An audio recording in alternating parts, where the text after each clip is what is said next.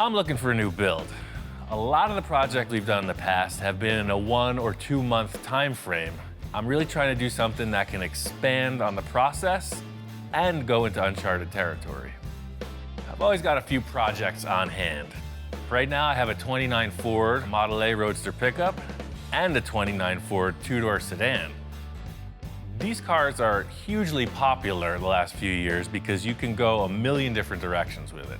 You lower this thing, chop the top, big engine, wild paint job, you got a nice vehicle.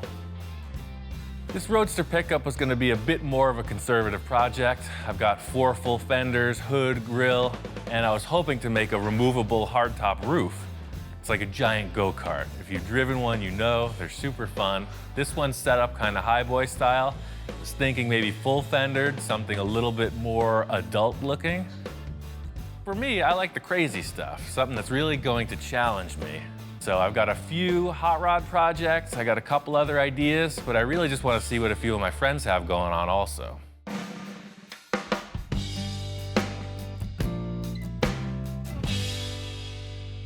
I put a few calls out, and the first guy to respond was my friend Bill. This thing is awesome. Isn't that great? Bill didn't tell me much about it, but he said it had a lot of character. And sure enough, pulling in the driveway, you're facing this ominous front grille. What's not to like about big trucks? This is what they call an R190, 1953. I saw it at a truck show, and I loved it. I had to have it. And it's all original inside? It's very original. I mean, original motor, inline 6-cylinder. They called them a red diamond. I just couldn't pass it up. It was such a nice vehicle. And of course, you can do your magic with it. When you think big rig, you think tandem axles in the rear, just this big, giant thing. But this truck has got like a giant pickup truck look. It's got a short wheelbase, but it has all the heavy-duty stuff. And the winch that is awesome. Is a hydraulic PTO-driven winch. Big chain off of the freaking drivetrain. This is a really complete truck. Walking around checking it all out, it's all there. I'm sure this thing is roadworthy. Oh, and the interior is like totally nice in here too. It's not all beat to heck. Somebody took care of this. Fire it up. Yep, it's a runner. Take it for a ride. The whole thing about a big truck like this is you never know how it's gonna drive. So immediately stepping on the clutch, everything's smooth, it shifts really nice. It's got an air horn. I mean, come on, what's not to like about this? This truck is definitely an option. You can tell it's got a lot of potential. Pretty darn nice. I don't know, man. Test drive is kind of the temptation. Well, don't have to worry about this, because you know me, I don't get rid of anything. Unless I just keep it unless you raise your hand. Next guy on my list was my friend Jack. He does all the upholstery for me, and unfortunately, he's got the car thing also. He says he's got projects galore. Hey, Jack. Ian, how you doing? I'm ready for a new project. What do you got? Well, I got a few items here. No, I've been looking at this 65 Rivy. Uh-huh. It's been sitting here for a while. Yeah, I love these cars. Jack is one of my clients that is not afraid to do the radical stuff. We proved that with his last project. I knew he had this Riviera. The sky's the limit with these cars. And we put a LS1 in it. Oh, cool. And I rolled the pan on the bottom here. But I was just kind of making it a mild custom. It's got a great line. Especially, I love the rear quarter panels and the way the C-pillars come into them. He says this one's game. He's ready to rock on it, so we'll check it out and see what he's got. And 54 Chevy. Two-door hardtop. Right on. And I also have a Ranchero down there. Oh. 57 okay. Rancheroo. I've got 3 projects. Right. And no, I don't have enough time. So if you want to take one of these and do it, it'd be fine. Well, I've got a lot of ideas for this and that Riviera for sure. My one main wish for this next project is something that I can really spend a lot of time on the fabrication aspect of things and the creative portion of it. Instead of just trying to pick one idea and run with it, I really want to develop something awesome. One of my other clients who got back to me right away was my friend Victor. He was kind of vague. He wasn't telling me what he wanted to do. He said, hey, meet me at this car show and let's talk about a few things.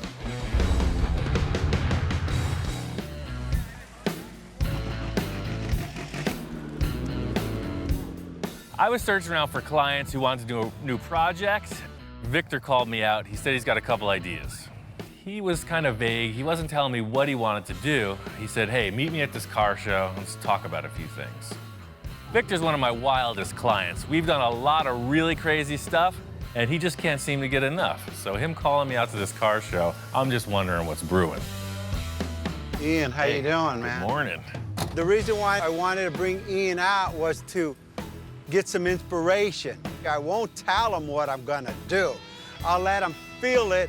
I mean, we've done so many other projects. I want to stretch his ability to the next level.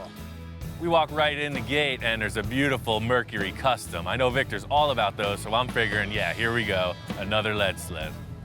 I think we need a different flavor. Rolls Royce. I'm not ready for that. You're not ready to be chauffeured around? You still want to drive? You're always asking for more room. How about just making smaller cars? I mean, you could do like this. You could do 10 of these in the space it takes to put one Merc. This car show is all over the map. It's kind of a game of pin the tail on the donkey. I just don't know where the donkey is. Yeah, check this out over here.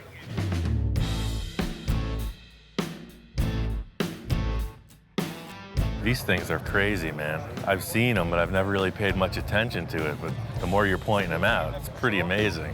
Look at the way the fender line, and then you have the huge negative cavity where the air intake is. And as we started talking, everything fell in line. He started to become impressed with all these supercars. Hey, look at these vents. Hey, look at this. Look at the engines. Look at the way they flow.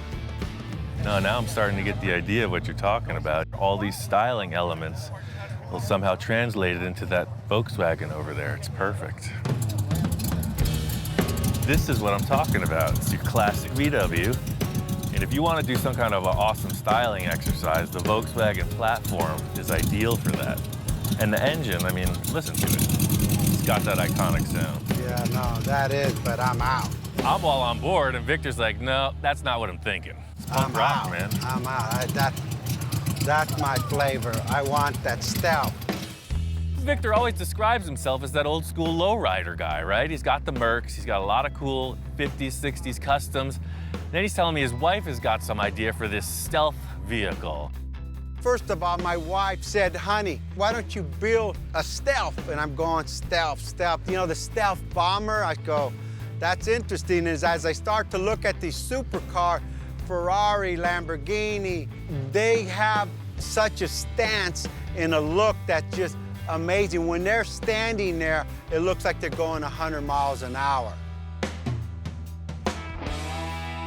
Victor brings me over to the Batmobile, the iconic 60s show car, and he's telling me this wild design, this anything goes mentality is really where we're going with this next project.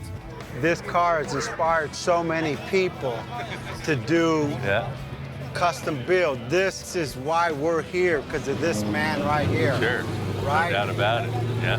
And if he could do this, we could do what we want to accomplish also. It's a little relief to come to the Batmobile because I know it's a hand-built, it's a custom-crafted vehicle. We talked about Barrett's, we talked about inspiration, we talked about the fabrication, what it takes to do it. And I said, Ian, anything is possible. Victor's got these crazy ideas of some kind of a exotic sports car. I have no concept of this type of vehicle, so it's a path in a whole new direction. This is the flavor, man. That's something that you were meant to build your entire life, man. That's it. All led up to this. It all led up to the finally arrived. I never want to be stagnant, you know? I'm always looking for the next thing, the next hurdle to jump, and I think Victor's setting it up big. Victor brought me out here to his nursery. He says he's got a car he wants me to check out. What the heck is this thing? Yeah, I got this at a junkyard. Oh, perfect starting point. You never know what we're getting into with this guy, but pulling up on it, I can see it's got a really low profile in the nose. I don't know what it is. Check this out.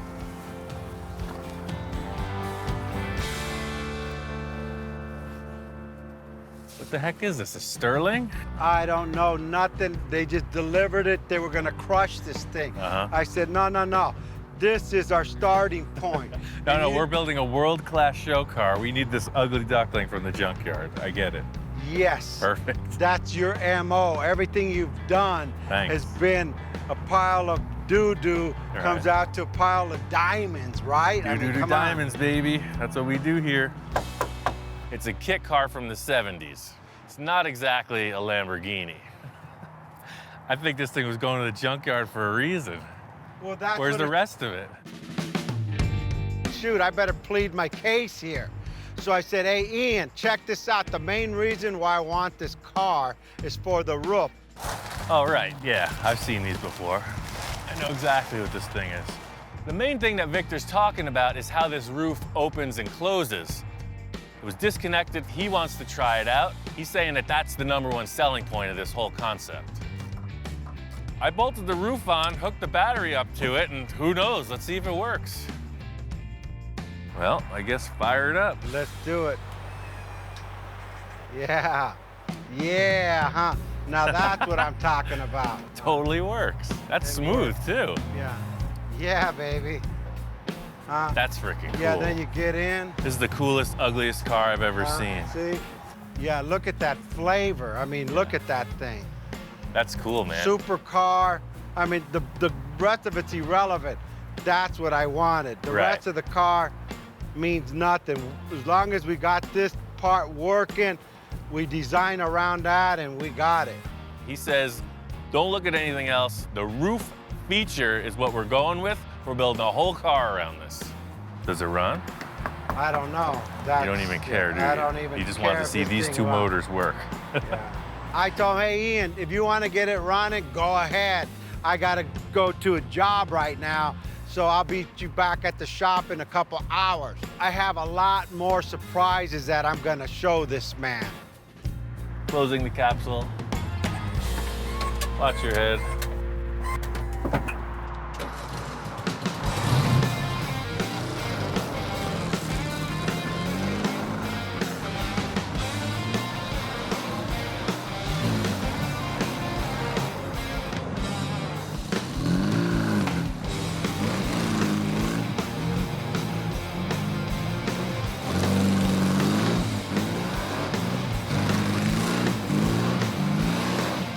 It moves around pretty good, but Supercar it is not. I can't wait to get it back to Victor and see what he's got planned. I'm really not sure where Victor's going with this whole concept, but he's happy with the way the roof functions. You know, I just wanted to get it to his shop and discuss it further, find out what's really happening. Hey, Ian, you beat me back to the shop, Dude, man. I got this thing running. I drove it all the way here. Everything about it works. The roof opens. It's all about just changing the look of this thing. I'm glad to see you got it running, but I'm not really concerned with that. Let me show you what I'm thinking. Remember, I don't want a kit car, and I don't want a Sterling, and I don't want a Volkswagen. I don't like anything in the front end of this thing. Nothing. Me either.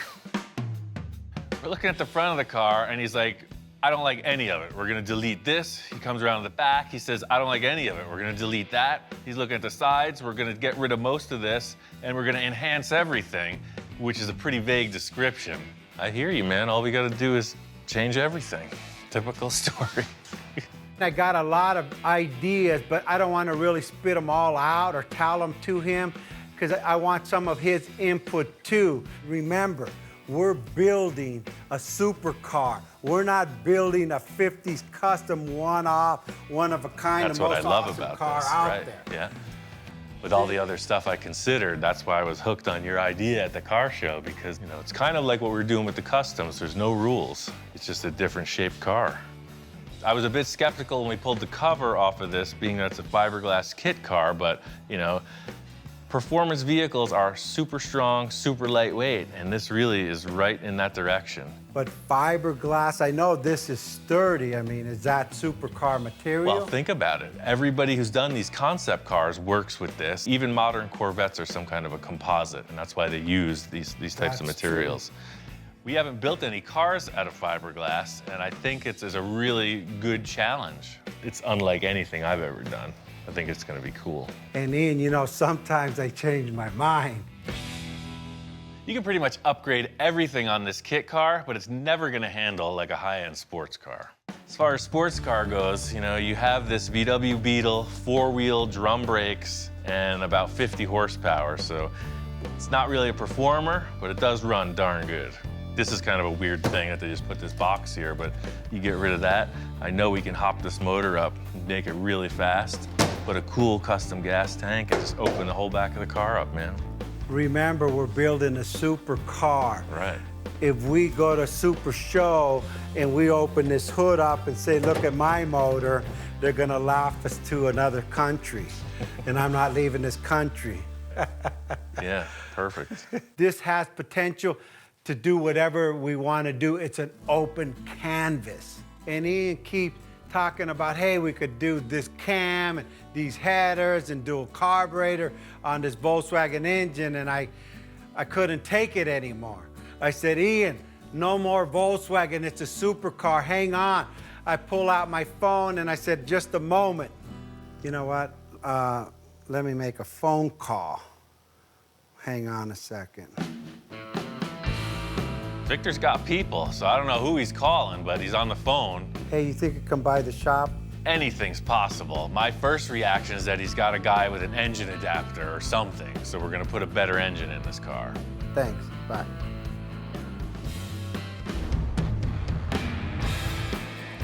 Check this out. Wow.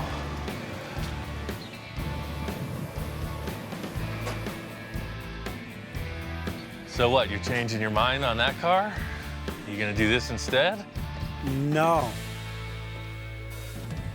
This is the donor car. What?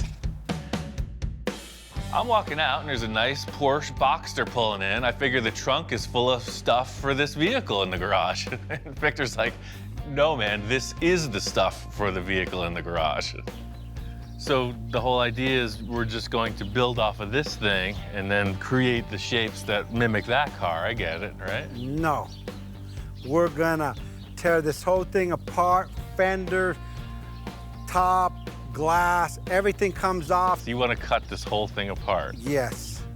You gonna cut the car apart. I'm gonna watch. I'm committed, even though I'm getting pressure from every end. Even Ian's kind of like, hey, you like crazy? I don't know what to say. You sure? I wanted to start with a good foundation. I mean, we got a new car. It's a 2000 Porsche versus a 1970 Volkswagen falling apart, riggedy-raggedy car. I want to take the best of both cars, Ian. That's pretty crazy, man. You're up in the game once again. Can I drive it around for one night? Can I go on a date? He wants to go on a date. You could have the thing, because you're going to cut it apart. Dinner? Well, it still runs.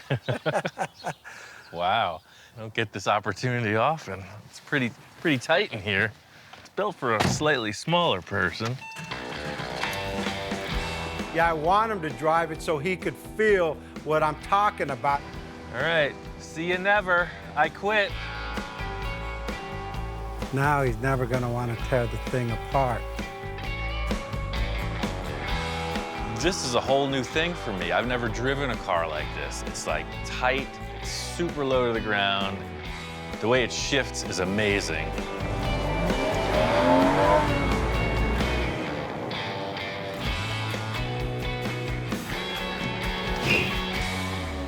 Man, this thing is fun. So what do you think, man? It's like a video game. It's like you don't even feel the car, it just performs.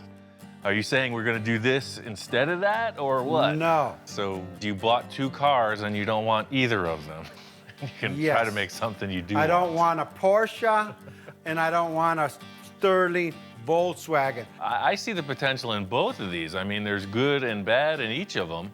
You know, it's just like, I thought we were building a piece of junky car there, and then you show up with this thing, so I'm a little confused. Okay, I'm confused too, but our goal is to put this car on this car and take this car apart and build ourselves a supercar that doesn't exist. I've heard statements, I went looking for trouble, and boy, did I find it. I think With all the clients I've entertained, you know, Victor's always the guy who comes back like a whip crack with the thing I was hoping to never figure out, but now have to. We built things that didn't even exist. Hey, you even made me furniture. Yeah. So why can't you make that into this and this into that, or vice versa, or up and down all around? Does that clarify it, or do you want perfect. plans now? Crystal clear. Yeah, it's perfect. The main thing I'm understanding in Victor's mission statement here is that he wants it to act like a Porsche, have the flavor of some kind of a sterling sports car roof opening thing, and be completely unique and world class and the best thing anyone's ever seen. So it's a pretty short order. I think we should handle this perfectly. I think it's gonna be okay.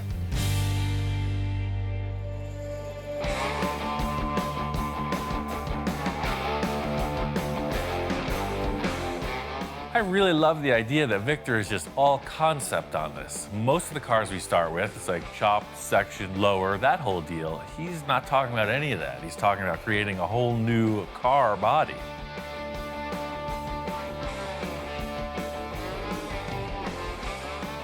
You know, I'm stuck in the 50s concept, mercury cut, chop, bubble, all this. And now, you know, because of my wife, she brought it up. Can you build a stealth car? You guys could build everything out. And you brag that you and Ian can achieve anything. Why don't you build a stealth car? And I said, holy moly, here it goes.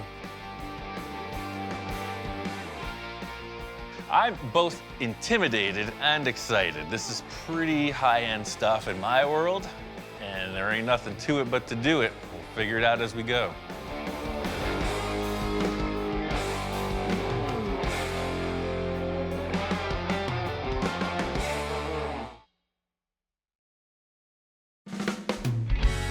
This build continues to evolve. When we started out, I wanted to do something I could really spend time on, something I had never tried before. And that's pretty much what I got. Building a custom body and mold over a Porsche chassis hasn't been quick or easy. But now we're getting to the point where we gotta commit and make it happen. It's time for the next phase of things. Got my friend, Hardcore Bob Gore. He's coming in to be the guinea pig. I mean, to help me experiment on this mold process. Oh, man. When I walked in, yeah, I was totally floored. He totally blew my mind when I saw what he had sitting there for me to work on. So, you know, Victor wanted a concept sports car. So this is where we're at with it. You're definitely on the right road there. Ian does classics and custom classic work and things that you would totally think of nostalgic, and it totally blew my mind seeing that, you know, walk in and see that he's working on a supercar. Man, when you told me about it before and you sent me a couple pictures in the works, but this is this is beyond what I was thinking already. The whole thing with this is that this isn't the finished car. This isn't even the car we're building. We're gonna build a mold on this. Why are you building a mold instead of just making this the car? Seems like every time I just throw this term, we're making a mold on the car, people just are all question marks. Bob's the same thing. Like, what do you mean? It looks like a car right here I'm looking at. And I'm saying, no, this is just a sculpture. It's about 5 inches thick. I was gonna say, it feels pretty solid. Yeah. And I'm creating a shell on top of it that is a negative image of the sculpture. Then you create another sculpture, the mold, and you get your finished product. By not creating a finished piece, by doing it more like a sculpture, we're able to change aspects of it. And in the end, the mold will give us a really lightweight finished body. But this thing has to weigh 3,000 pounds as it is, just the body. We started going over why he was doing what he was doing. And the thing that came to mind was, hey, we're doing this for Victor. And Victor is a master of change and improvement. I never would have thought of making a mold out of it. I would have just made the first initial car and said, there it is. Yeah, that's the thing. It looks good now, but the kicker is I've never built a mold this big. So that's why you're here. Guinea pig. I can blame it on you if it doesn't work. Right. That's Okay. the ball guy. I got a test piece over here, so we're just gonna make a mold on that. If that works, we're gonna make a mold of the whole car. Everything I've done so far has been in order to get to this mold process. So this is like the critical moment. I think we should do a practice on this Mustang hood because all these contours, if we can get it to release off that, I don't see anything with this amount of draft on that car. The first step here for me is to just examine the process, just test it out on something that doesn't have a lot of draft. In other words, not a lot of negative space that the mold can hook onto. So I've got this car hood and I think it represents a good amount of detail, nothing more dramatic than the shape we have. The worst case scenario is that we glue this mold to the car and we can't break it off. You ruin the whole car. You mean you could actually stick the mold to the vehicle itself, to the model? And that would be a disaster. Imagine we build this huge fiberglass structure and it's glued shut. We ruined the entire project so far. If this mold sticks to the car, all of the design we've done, all of the sculpting is at a loss. It's trapped in this giant blob of fiberglass. Bottom line is I'm trying to do everything I can to avoid that situation. So this stuff is kind of the formula that allows you to break the mold off, theoretically. Okay. The releasing agent. Yeah, part Oh, all okay. paste. So I put one coat on already, but the information I got was you want 3 or 4 coats of this. So basically just brush it on and buff it off. All right, let's try it. I'm explaining to him the critical factor of this mold being able to release. You know, if it sticks to the car, it's a total loss. So in order for the thing to not stick to the car, it's all on you, buddy. As long as you do this one process right, we're gonna be okay. Wax on, wax off. Yes, Sensei. That's yes, exactly Sensei. it. The true joy of being in this managerial position at this point is that I get to stand back and watch the show for a minute. You know, I'm usually the guy thrashing, sweating it.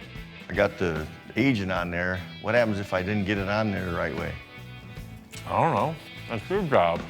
Through this whole thing, Bob is super concerned. You know, he's taking this to heart like it's his reputation on the line if it fails. Bob's got this covered, I'm sure. Just have a little lunch break, watch the process. Can I have a bite of that sandwich, man? Oh, sure.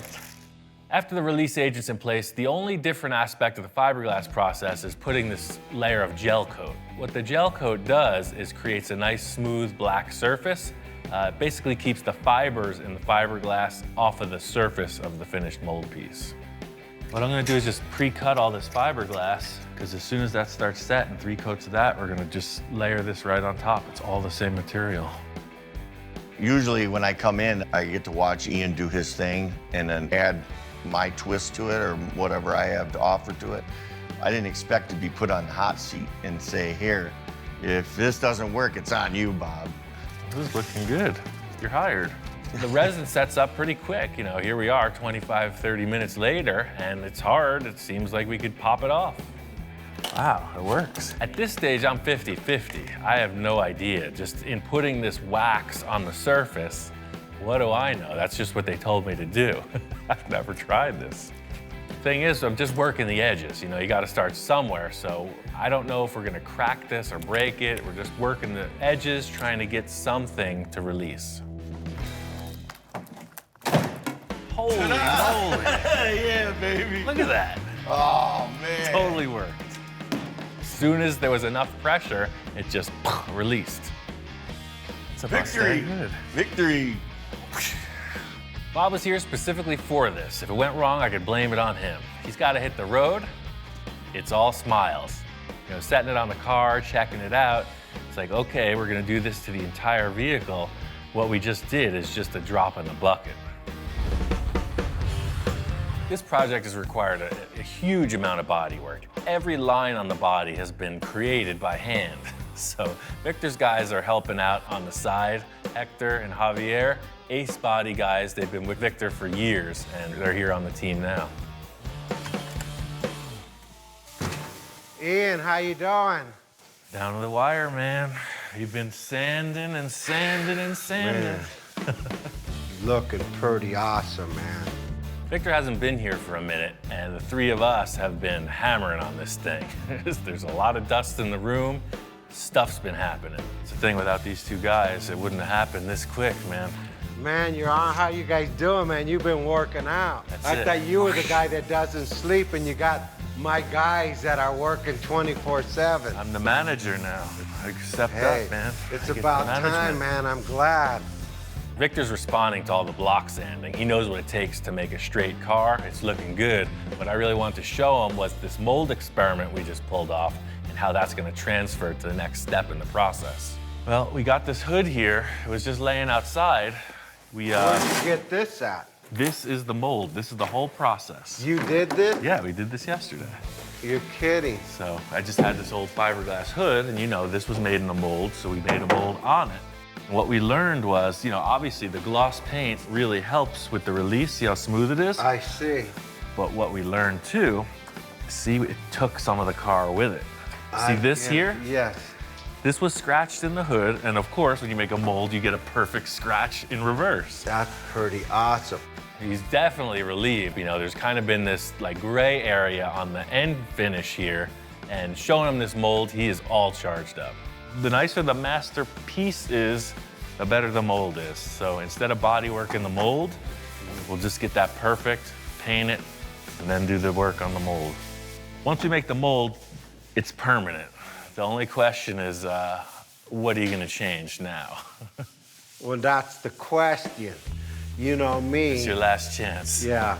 I'm all amped up to get on with this, you know? I've got my salesman suit on, and I'm telling Victor, now's the time, man. It's gonna happen. If there's anything you need to change, speak now or forever hold your peace. All right, well, let me give it one last look then. Victor's sweating it, you know? He's a man who loves to modify stuff, and he's taking it to heart, you know? It's like the guy at his wedding, and he's not 100% sure. It's like, dude, is it yes or is it no? You know what, Ian? I'm committed. Let's go for it. No more changes. I'm done. Praise the Lord. The debate is over. Victor said he commits. He's going for it. The thing is, the mold requires that nice surface to release properly. What it means is we're gonna have to get this car painted like final nice gloss show car finish. It can't just be primered. We need a gloss because the mold reflects every defect. So just as if we were finishing the car, completed, detailed, lined, blocked, buffed, everything, huh? And I mean, the sad thing is, that would have been like finished, ready to like, you know, show the world, right? We're But just now, starting. We're gonna tear the whole thing apart, literally. I'm gonna Exactly. cry. I want this cut up so I could put it in my room. I know, that's the thing. All this work, and now we're gonna destroy it. That's it, Victor gave the word. Go ahead, get this thing finalized, get it painted. Let's get to the next step. Got this thing painted, dialed in. It's looking good. The whole concept here was the color choice will not be represented in the end. It's a gray tone. The main thing I wanted was a reflection. That's how you can look down the sides and be sure they're straight. That's what we need to get this mold going. This thing is really shaped up. You know, all that block sanding totally pays off when you get a clear coat on it. It's time to get on with making this mold. First things first, I want to get the car up in the air, stable-like, because I'm gonna have to do a lot of work and underneath and around the fender wells and stuff. I got these quick jacks. They'll lift the car almost 2 feet. Really cool. I don't like to have a lift in the shop, but they always seem to be in the way. So these guys, you just roll them out, put them under the car and lift it up. It's just like anything else. You work in as comfortable a position as you can. I'm gonna have to do a bunch of stuff up in the fender wells, under the rocker panels. So in other words, it's not so high up, I can't reach the roof. There's no pillar in the way you'd see with a standard vehicle lift. Full 360 access, about 1.5 feet off the floor. It's perfect for what I need. I think a typical car mold is built in like 7 or 8 pieces. I think we can get away with a 5-piece mold. In other words, the hood will split in half, left and right. The roof and door sections will be 1 piece, and then the right and left rear quarter panel will pop off independently. This is an exciting part for me because the whole build has led up to this moment. Instant wheel arch. The whole thing with the parting line is the mold has to separate. When you reassemble the parts, you want to be sure that they don't shift, because otherwise you're going to have a big step in the surface. So my simplified keyway is using this board. It's a door jamb with ridges. So you have this series of ridges, and then they index every time. In other words, it's not going to move up and down because it's keyed. The first step of the process is exactly like what you saw on the mock-up with Bob. Just going to put this release agent on.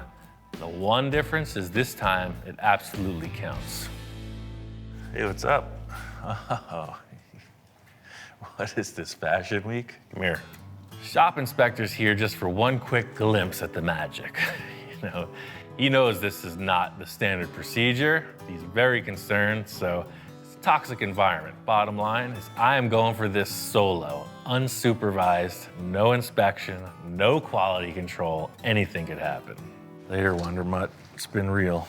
After the release agent dries up, first step is gel coat 3 times. 3 layers of gel coat, that helps keep the fiberglass fiber off of the surface. Gel coat is on, now 3 layers of this. So I'm cutting up fiberglass mat now. It's gonna be 3 layers. First layer I'm starting with is super thin. I noticed with that other test, these heavier panels were having trouble molding into the contours, and I want to be sure that it lays down. So the first layer is ultra light. The thing I'm responding to is how much effort this takes, you know. I've heard about hand-laid parts, how they're kind of superior and that they're a really perfect fit up. The thing I had no idea was how much material is used. This is 1/5 of the mold, and it's just taking a ton of product. It's gonna get real ugly before it gets better. Hopefully Victor doesn't get traumatized. Passenger side is 1/2 of the nose piece. I'm gonna do the same exact process on the driver's side. That represents the nose. Get those in place, pull it off. I got the front hood section laid up in 2 pieces, left and right, and now I'm working on the roof door section, which is in 1 piece. So out of the 5-piece mold, number 3 is in progress. I laid up the passenger side like super overkill. I stopped laminating the ribs in on the 2nd piece because I realized I might want this thing to flex a bit in order to get it to release from the car. So that's the thing, this first release is just gonna tell me what needs to happen. Is it the more rigid one or is it the more flexible one that releases easier? I'm getting wild style on this. It's totally out of spec for what the shop inspectors used to seeing. You know, there's like no process, there's no procedure. It's just glommed on the car and he is like super leery. So it's the moment of truth, man. Victor's on his way right now. We're gonna see if this is gonna part, see if it's gonna come off the car. Are you ready to witness the grandeur of all of this effort? What do you think? The thing is, no matter what the critiques say, you gotta work through this. We gotta make this stick. Maybe stick's not the best word, you know, non-stick surface. You gotta make it non-stick. Yo, Ian, what's up? Hey, we're ready to pull this thing off of the nose. This thing's looking like pretty interesting, to say the least, man. I told you it was gonna get ugly before it gets better. Man, well, it looks pretty impressive. It looks like you know what you're doing, so hey, it's the first I'm time baking for on it for the first time. I mean, you're running this thing too smooth. Yeah. Victor's concerned, you know, but he's confident as well. We proved the concept, Bob and I, with the test. You know, he's just seeing this on a bigger scale. That's the thing, if this thing doesn't release, it's game over. We're literally starting from scratch, so. Well, your test mold did, so hey, this has a better paint job than the test mold, right? That's kind of what I was thinking. It's definitely set up. I think it just might work. Let's do it, start pulling, man. Dude, get ready. I knew when I was laying this up, it was grabbing in some places. I knew I'd have to do a little trim work to get it off, so going in, going around the edges, same thing as the test piece, just trimming back the sides. At this stage, I'm feeling confident. There's no reason it shouldn't work, but this is the moment of truth. We gotta pull this thing off. Going in, just trying to start this prying procedure, and I'm expecting it to pop, to release, like it did.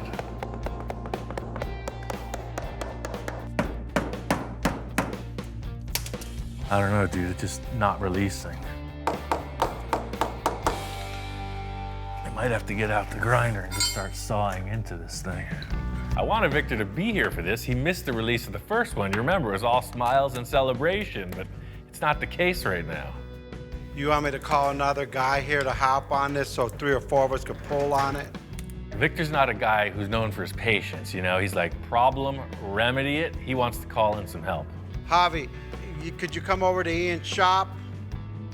Okay, yeah. All right, bye. I have no idea what's going on in there. I've never built a mold before. Javi, how you doing? That's perfect. All right, 1, 2, 3. Victor's totally results oriented, so he's there, you know, oh, pry a little, pry harder, let's get it. Oh, see. Cracking the mold. Hold on. Something's trapping it here.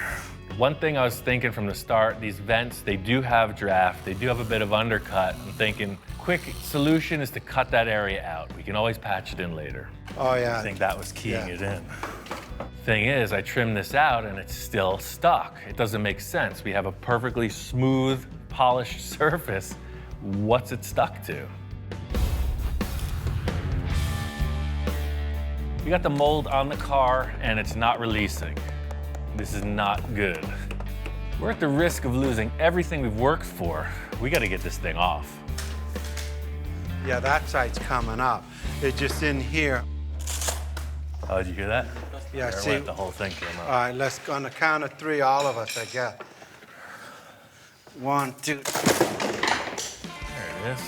When it released, it's like, oh, perfect. It's exactly what we were hoping for, you know, a half hour ago.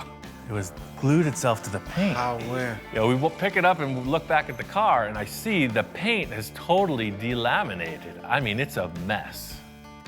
The only thing I'm thinking is the paint not being cured up, it became like a glue. I guess the heat from the resin kind of caused it to become liquid again, and some of it went with the mold, some of it stayed with the car, so it was literally, that was the lock. It was a freaking suction cup. And look, it's not even stuck to the mold. It just came along for the ride. So the mold is in perfect shape. Getting this one piece released, the alarm bells start to go off. This is a problem over the whole car. This isn't unique to this panel. Let's break everything right now. Second piece comes off. You know, I'm multifaceted, back in the salesman's role, and I'm like, no, don't look over there. This is what you're looking at, and the mold is good. Piece of cake. Might not be the prettiest, but hey, I know we got what we needed out of this. I think we made it. It was a little sloppy. We got it. Next, we got to get the roof section off, but it's as stuck as the rest. There it is. All right. Getting the roof off was a huge thing. Now I just want to work through the rest of the car. My idea with the mold being in 5 pieces, 3 in the front come off independently. I just want to get to these rear portions. This is the biggest panel in the car. These 2 rear quarters, they go literally from the rear license plate right up to the front tire. I hope it releases. Thing is, I'm in the thick of it, literally. I thought it was gonna be, oh, we put it on and we take it off, and that's not the case. This is a stumbling, messy dance. All right, that's the way it's supposed to work. We're getting results. We're not out of the woods yet. I just got one more rear panel to go, and then we can see if this mold is actually gonna work.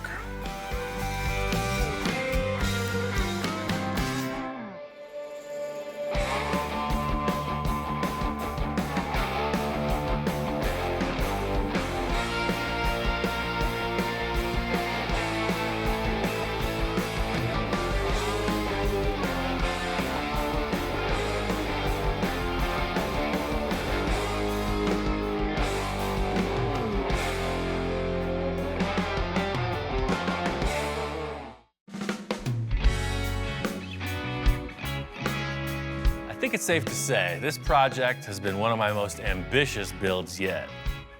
Once the fiberglass body came out of the mold, I knew we had turned a corner. Now all I have to do is steer the ship home and avoid going off course, if you know what I mean.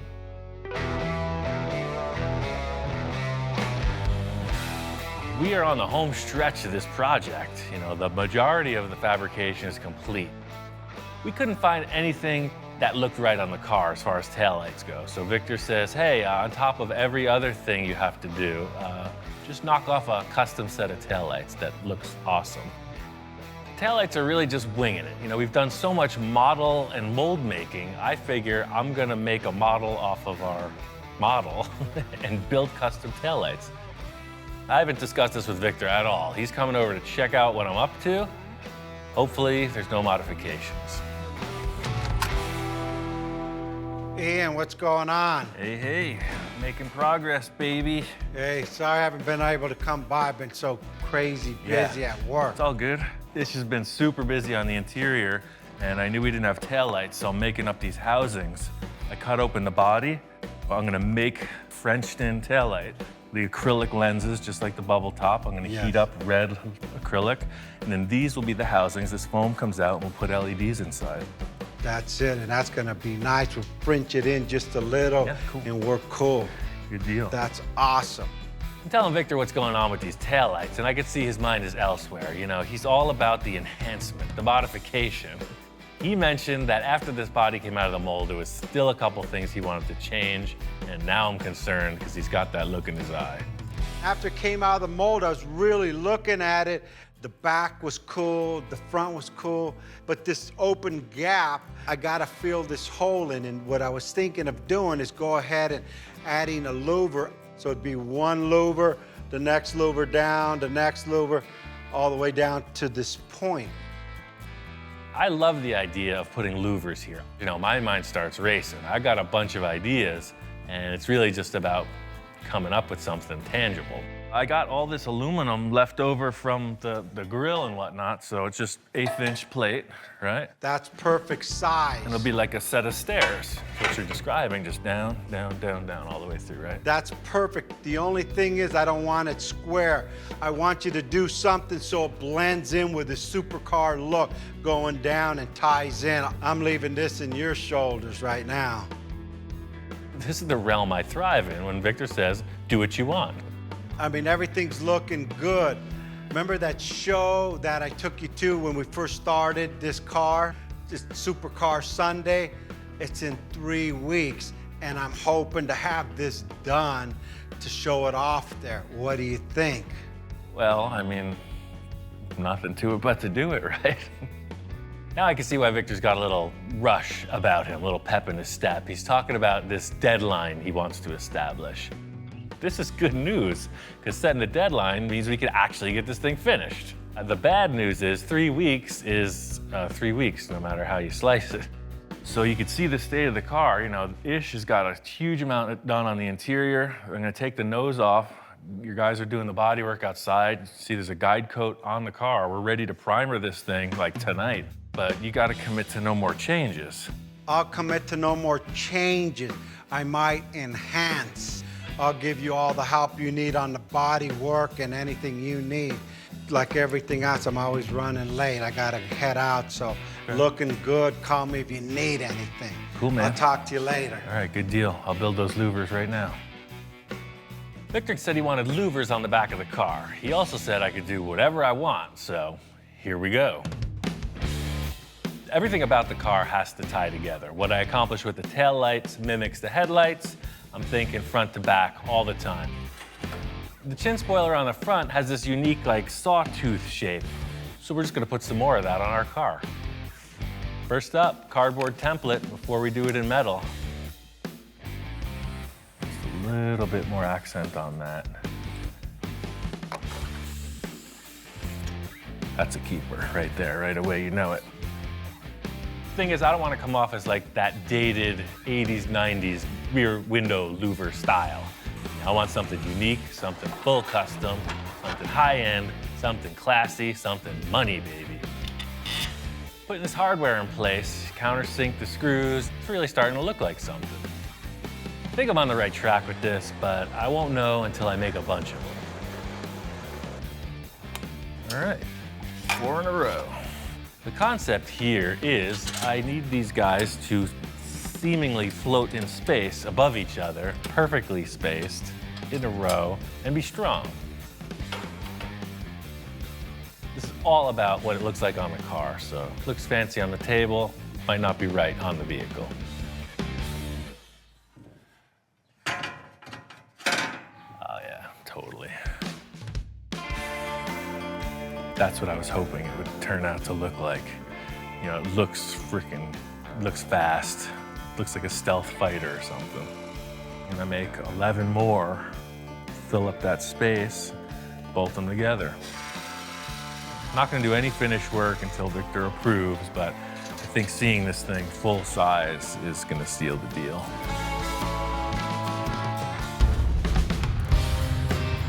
I got both the taillights finished up, and I'm just working on finalizing this louver set. I really like this. I can't wait for Victor to see it. He didn't have any requests on how these were gonna be created, what they looked like, etc. So he's coming in cold. Ian, how's it going? I do a little metal work in my spare time when I'm not doing fiberglass for months. So I came up with this, you know, just winging it. That's called fabrication at its best. Look at that. This guy, again, went up and above what I asked for. I just thought the front spoiler had such a cool shape, you know, the Lamborghini chin spoiler, the air dam. I just used those 3 points and just shrunk it down. Brilliant idea. It's gonna all flow together with the front to the back. Exactly. He's nodding, he's into it, he's digging it. I really just want to show it to him on the car. That's what sells it. Yeah, I haven't even seen it full size yet, so. Putting it on the surface of the car, there it is. You could tell it's meant to be. Takes that giant negative space in the car and it enhances it. Wow, that looks freaking gnarly, man. Like real. Like an angry machine. That matches this car perfect. Victor's not a man of few words, and he also likes his enhancements, and you can see he's into this. I'll put it on this hinge, that way it's like a hatchback, you know? That opens, you can get stuff in there if you need it, and it'll latch down just like the trunk did. Cool. Look at with the light that you put in. Oh yeah, I built those taillights too. Let me show you what that's about. Also explained to Victor I finalized these rear taillights. You know, they're pretty trick. Everything's handmade. I put a clear lens, explaining to him we can try a deep red or more of a ruby red lens, LEDs, you know, just discussing what it takes to wrap this thing. I have a windshield that I made. It's out of polycarbonate, so that'll be the last thing because it's pretty fragile. I'll wait until the car is fully done. The body guys are working hard on this. You know, the deadline is close. So I just got one question. Any changes? It's not that I'm not sure. I'm looking at it and I'm just trying to absorb it all, right? Then he ends the sentence by saying, is that good? No changes. No changes, that's it. That's a first, ladies and gentlemen. He's committed. That was hard for me to say. Okay, we got results. He made a decision. I'm just rolling with that decision-making process. Let's get to the paint, Victor. Tell me what color it's gonna be. Well, you know, the mock-up was like a bluish gray, more of the blue. It looked pretty good, but I think I'm gonna go with a gray or silver or maybe a red or black. Ah. So or maybe a white, I'm not sure. Victor looks like he's just gonna stop. He's like, I think silver or white. And you know, we might have to paint it a couple times. He's back in his old Victor mode. He doesn't know what he wants to do. Test one was a bluish gray, but I was always into this silver because it's like classy car. But in the other hand, I might need to go orange and red or something crazy too. I'm not sure. The car's got a talent. Let's mock it all up. Right. We'll look at it and I'll let you give me input on that so I could be decisive on that. As usual, Victor's default statement is, we'll know when we see it. The car's gonna tell us what to do. And I probably won't know what color it is. Victor probably won't even know what color it is until it comes out of the spray booth. I'll get with Ish and lino to get this all finished up inside. Cool. Yeah, you get on the fabric detail. I'll get on the primer and pre-assembly. And, you know, the deadline is upon us, man. I'm really looking forward to seeing this thing done, and I don't even know what it's gonna look like, truly. That has been kind of the enjoyment of this process since the beginning. You know, we didn't know what we were building. Thing is, onward and forward. No fear. At this point, it's simple, tight bodywork and fit up. You gotta get this thing in the spray booth. Making a lot of progress on this car, but sometimes it seems like we're going backwards. I got the rear louvers dialed in. Victor was happy, right off the go. What a surprise. Of course, he's gonna change one thing. Victor's concept is we're gonna mimic the shape of the louvers, but create a fiberglass panel that molds into the body. In other words, the roof flows right into the louver. It's the first time we've ever made a car flow. So now if you look at the car from the side, this is going all the way down and it continues down. Yeah, now it actually, I think, puts it more into proportion. Yeah, our model never had louvers in the back, so the adjustment is justified. I just never knew what was gonna happen in that engine area. I'm all on board with this change. You know, this car's gonna be better for it. It's a little more effort, but as usual, whatever it takes. Look at Ian, my roof. Yeah, look at that. Look at, I even smile every time it goes up. When I'm pissed, I just come to the car, lift up the roof, and then I smile. I guess because when I was a kid, my parents could never afford to buy me video games. So I always had like a little stick and I'd move the stick back and forth and throw rocks. Now I have a switch. Look at, I have a switch here. I don't need the rocks anymore. As usual, Victor's got his people on this, so there are a number of teams ganging up in different areas of the vehicle. Ish is doing the dashboard and other interior panels, and Lino's doing the stitch work and actually building the seats. Ish, this is what the seat's gonna look like. Nice. You know, he's gonna have diamonds on the seat, so what we're gonna do, it's gonna make like an insert, 10 inches the most. That's all I want, that's good, okay. Victor deals with Lino in his own way, but from what I've seen, the product they're coming up with is way more intense than the stock seats. You're gonna do this on the side, or what are you gonna do? Okay, that'll be good. Oh, that way it follows all the way around. Yeah, that's perfect. Yeah, what Lino's telling me is, don't use these seats because you're not gonna fit in the car. It's gonna be too tall, it's 38 inches, and I won't, my head will hit the roof. He's made these seats to be only 2 inches off the ground instead of 8 inches off the ground. That's a good idea.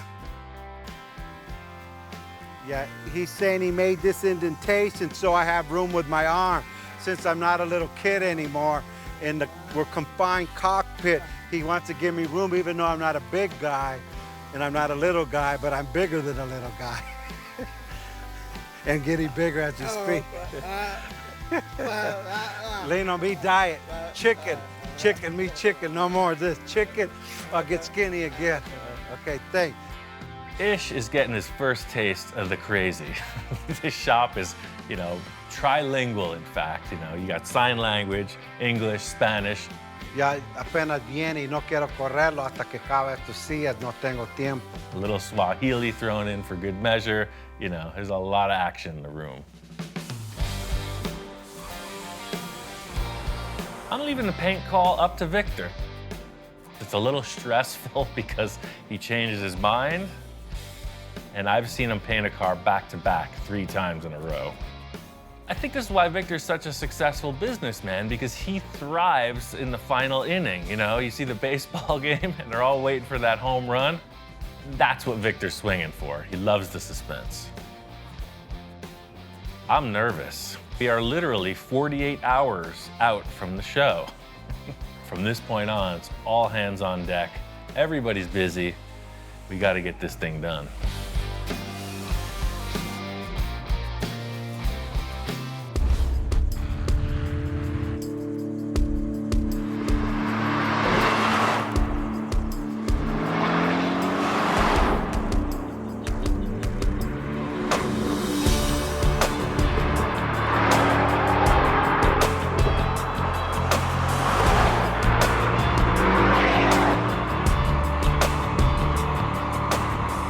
got this car finished up and took it out for a test drive. You haven't been able to stand back and look at this car outside of the shop. You know, it's a whole different perspective getting it out in the real world. Surprisingly, Victor went with a white paint job, used a little pearl in it, and contrasted that with all black details. Lino and Ish went nuts on the interior. It's completely hand-built. We left the stock gauge cluster, the steering wheel's there, special rocket launcher flipper switches for the nose to open and the roof to open, black rims, blacked out lights, blacked out the rear louvers also. Another last-minute element was this rear spoiler. We made these side fins. They're made in the same way as the rear louvers. The last check off on this list was the shop inspector's approval. It's 2 paws up, no requests, no concerns.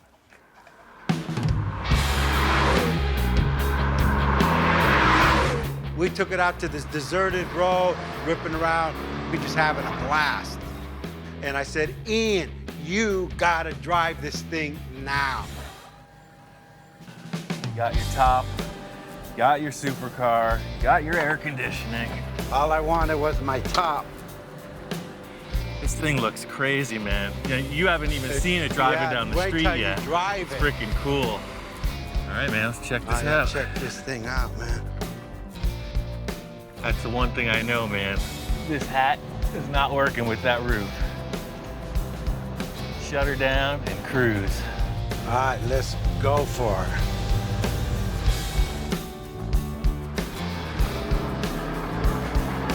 This car's driving great. You know, Victor wants to take it to the show.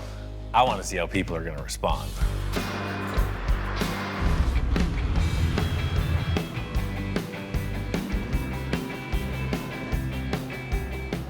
Made it out to the car show. This is the show that originally kicked off the whole idea of this crazy journey we've been on. The thing about a car show is it's literally a trial by fire. You never know how people are going to react. We've had a couple of our bills critiqued pretty heavy. So I'm thinking, what are people gonna think or say about this car? We made it, dude. It's here.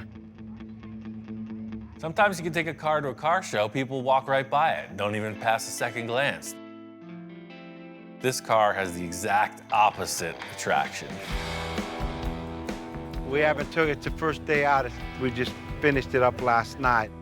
Victor's concept of the roof opening, I mean, that's the #1. That's the ointment that catches the flies, so to speak. Once I parked, lifted the top up and get out, people just came around the car and like, what is it? And at that moment, I said, I don't know.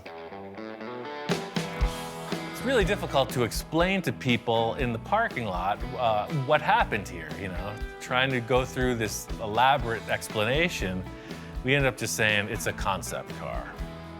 We made it. We got a Porsche Boxster, took all the skin off. We molded the whole car and then laid it in fiberglass. And then Dustin, the promoter of the show, came up to us and we explained what we had done, and he was kind of like, wow. We came to the show 6 months ago. We were inspired by the supercars. We built hot rods. They said, hey, let's build ourselves one.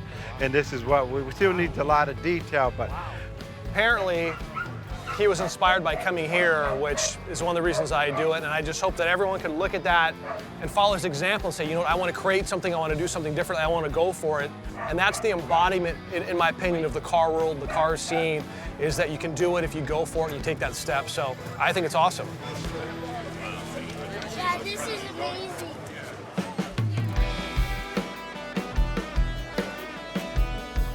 Yeah, no, that thing came out pretty Oh, clean. you got your camera out again. That means Yeah. you're satisfied. Yeah. No more changes, right? I could honestly say the car will not change concept. It may change colors. You got the button. All I wanted was the roof, man. You did it, man. Congratulations. I don't know what the heck we're gonna do next. Well, in the car world, hey, there's still boats and airplanes. Right. I've always wanted to do a submarine or a helicopter, so let's just quit this car thing and get onto the spaceships.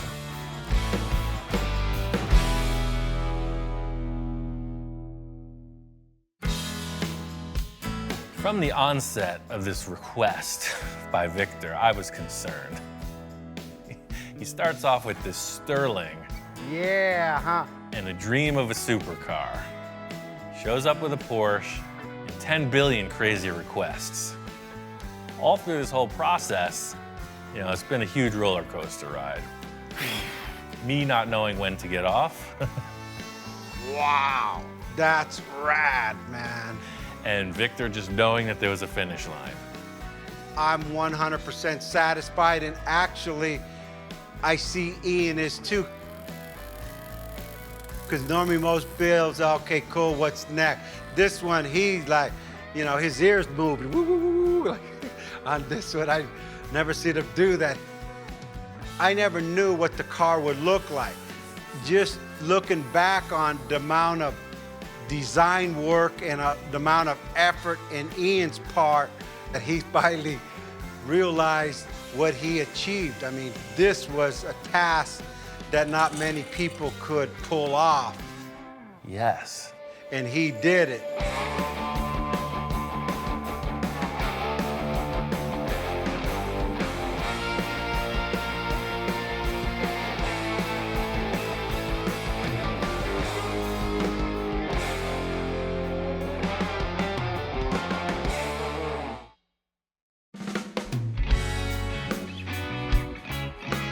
This whole project started because I was looking to do something that I had never done before. And this project has evolved into something a little more than that. Now we're building an entirely custom car body, and we're building a fiberglass mold on top of that. It's gonna end up kind of like a model car, except full size. It sounds simple, right? We got our work cut out for us. We made great progress on the rear end of this car. Pulling that Porsche bumper really streamlined the effort. Coming around to the front end of the car, there's absolutely nothing there. I've never built a car like this. We're doing it kind of piece by piece, but in the end, the car has to look like it was a solid design from the beginning. What really set the pace for the look in the back was just starting off with something, you know, some shape to represent the flavor. I'm really hoping we can get some kind of shape that ties this front end to the back. Victor asked me to meet him in his yard. He said he's got some ideas set up.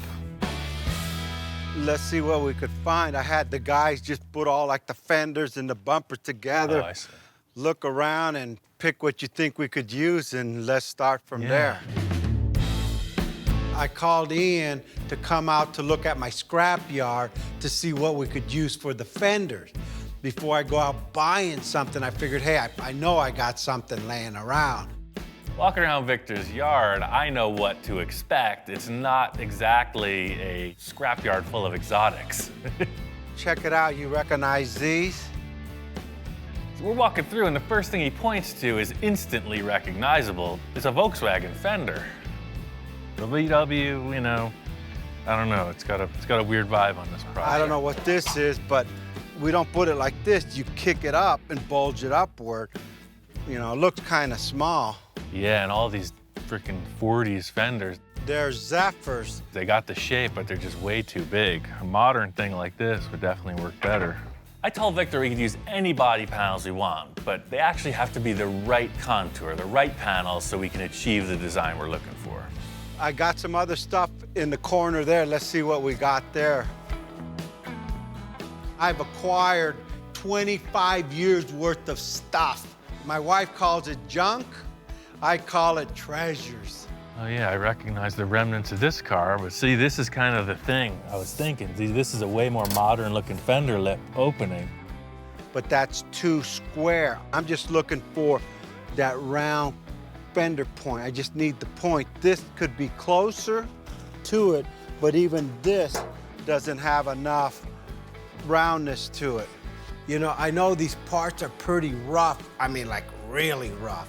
But hey, with Ian, you never know what he comes up with. Yeah, check these ones out. This, I think would be more like it. I don't know what this is from. It's probably a newer, I don't know what these are It off. looks like they got caught on fire. Yeah. What the heck, both of them? Yeah, I got a little fried there. It's got these two burned up fenders. Even though they're not really pretty, they do have a more modern look. The Zephyr and the VW were very exaggerated, and these are a little more streamlined. It wouldn't sit like this. There again, we kick it up. You know, you open this up so it goes around the tire, and we got this little arch here so we could go down with the hood. That may be something you could work with. What do you think? Victor's got a lot of wild ideas. You know, he's totally shucking and jiving. He's giving me the sales pitch of the century, saying we can pull this off with the parts that he's got. We just got to get them in the shop, see what happens. Just like everybody says, hey, if you build it, I will come. If I give you the points, Ian will make it work. Right. That's my philosophy. Here he goes. He's pulling me into another three-ring circus. Well, what's up with this bumper here? What the heck's this about? Building projects like this behind my back? It's something I picked up at Pomona. I mean, the price was right, I didn't need it, and I bought it. Looking at this bumper Victor has, it's definitely from a tuner car. It's not really the flavor we're going for, but it just might be a starting point. I don't know if this will just fit right on the car, but it's like the rear bumper. It's a perfect starting point. You know, we'll change the styling somehow, but it's already a fiberglass bumper. All right, let's try that out. I'll grab Yeah, the you got two two fenders. fenders in this. I mean, see what it does. Pretty loose looking pile of parts we got here. There is some potential, we just got to get it in the shop and see.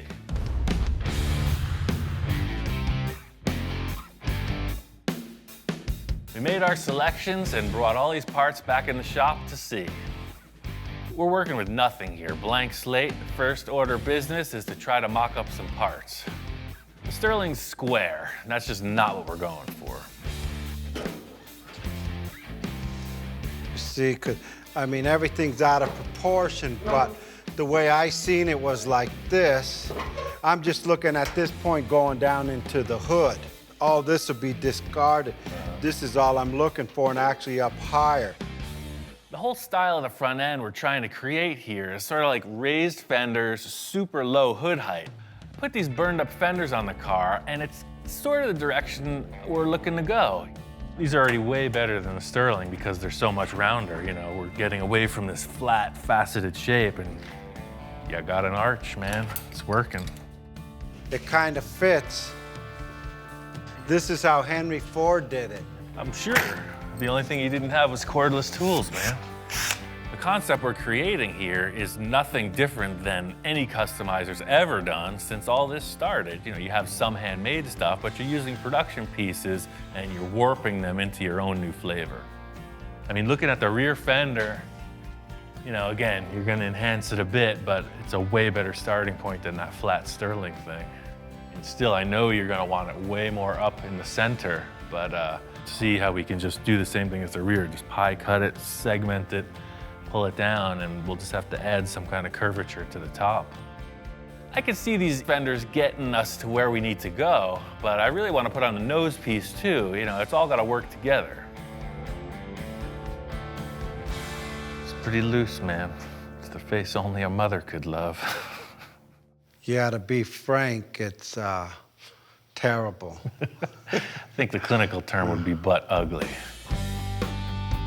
This front bumper isn't really what we can use. I mean, in the end, it's kind of less than spectacular. It's, for now, I'm gonna call it a placeholder. It's out of proportion.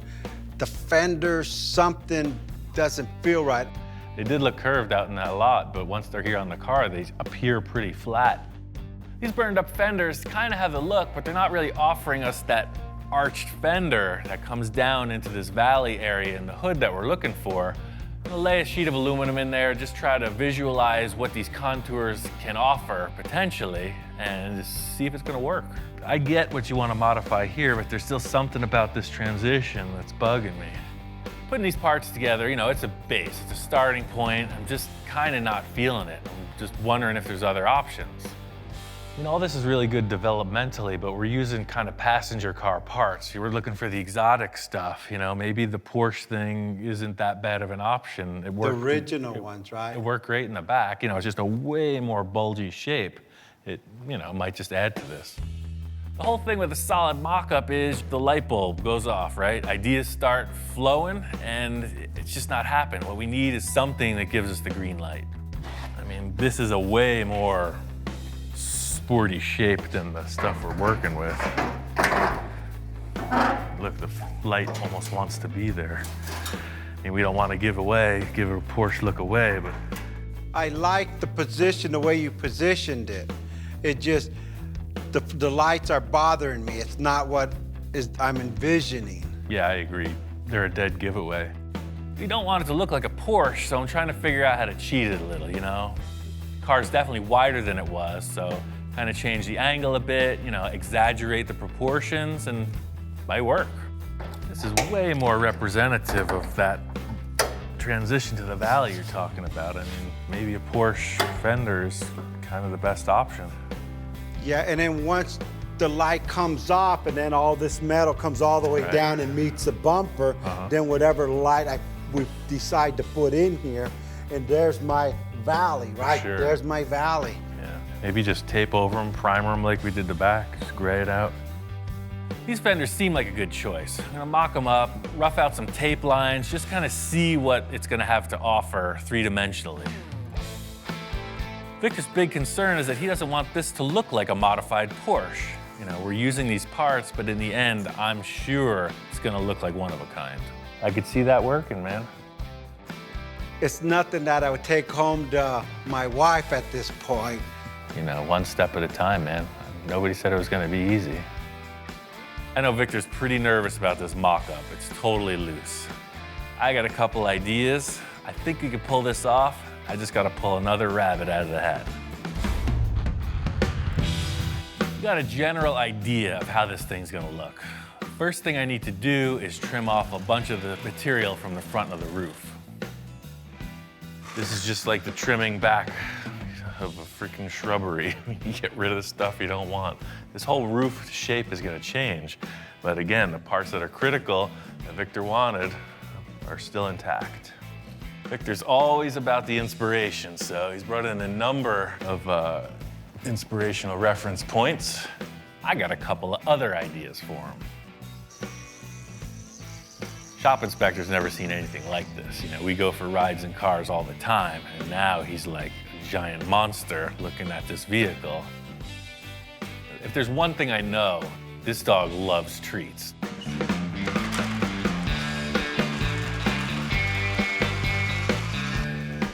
Supercars. Super dog food delivery.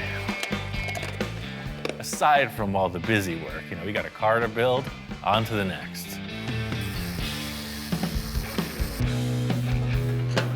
First thing I want to do is get rid of these headlights, cut them out. I definitely want to do something way different on the nose of this. This is way better than those other funky parts. These fenders are just perfect. Because of the rim and tire selection, you know, the fenders were not going back in their stock place. So what I did was I moved them out, changed the angle a little bit, raised them up. So, you know, even though they are Porsche fenders, they're nothing like it if you put it side by side. It's pretty impressive. But again, there's a giant hole in the car. I'm thinking about one thing that just might work. There's one thing about that Sterling is it does have the flavor of what we're looking for. Just like with everything else, I'm gonna use the portions of it I think will work and cut out the rest. Love this surface. You can see we're right on this area Victor said he was committing to. This height flows perfectly up into here. Right here it starts to rise up, and that's the area that is a foul. Like with all the other components on this car, you know, we're trying to make it our own. The Sterling hood's getting trimmed way back. I'm just using the portion of it that represents the profile I'm looking to achieve. Perfect. It's very curved, even though it made it look flat to the eye. And by screwing it down, it gives us a perfect transition to these fenders. Just by removing the scoops and kind of trimming it back a little, I think this hood's gonna work. I just need to make some simple structure to attach everything, and then it's on to finish work.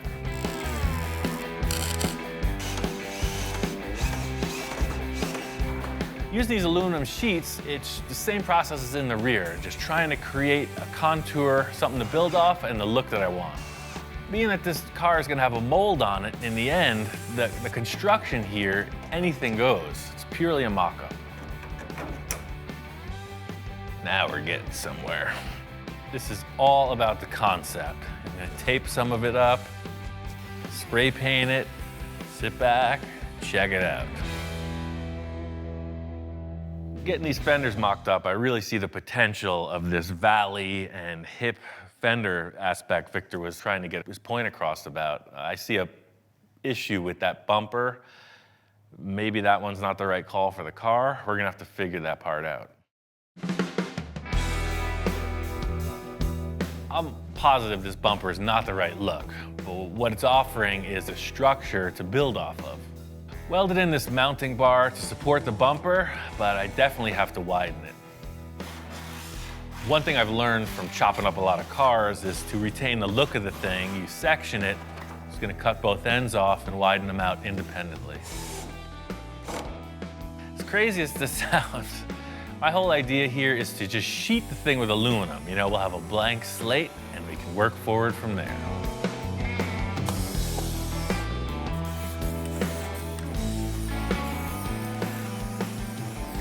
If you hold your hands just right and squint hard enough, it's really starting to look like something.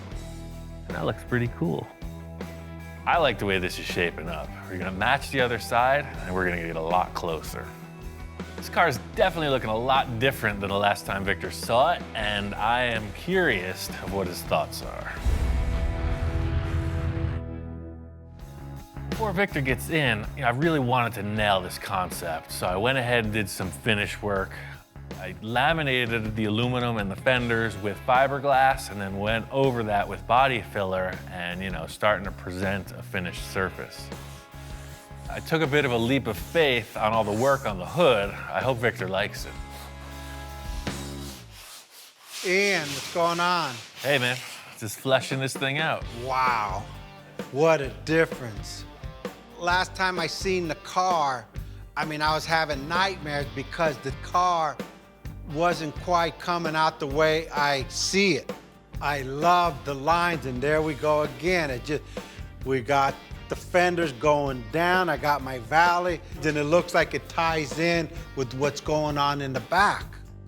Yeah, that skirt was just a generic layup for me to get some symmetry in the thing. That other tuner car bumper is a little strange, so whatever you want to do, man, it's ready. Victor loves the idea of the blank slate.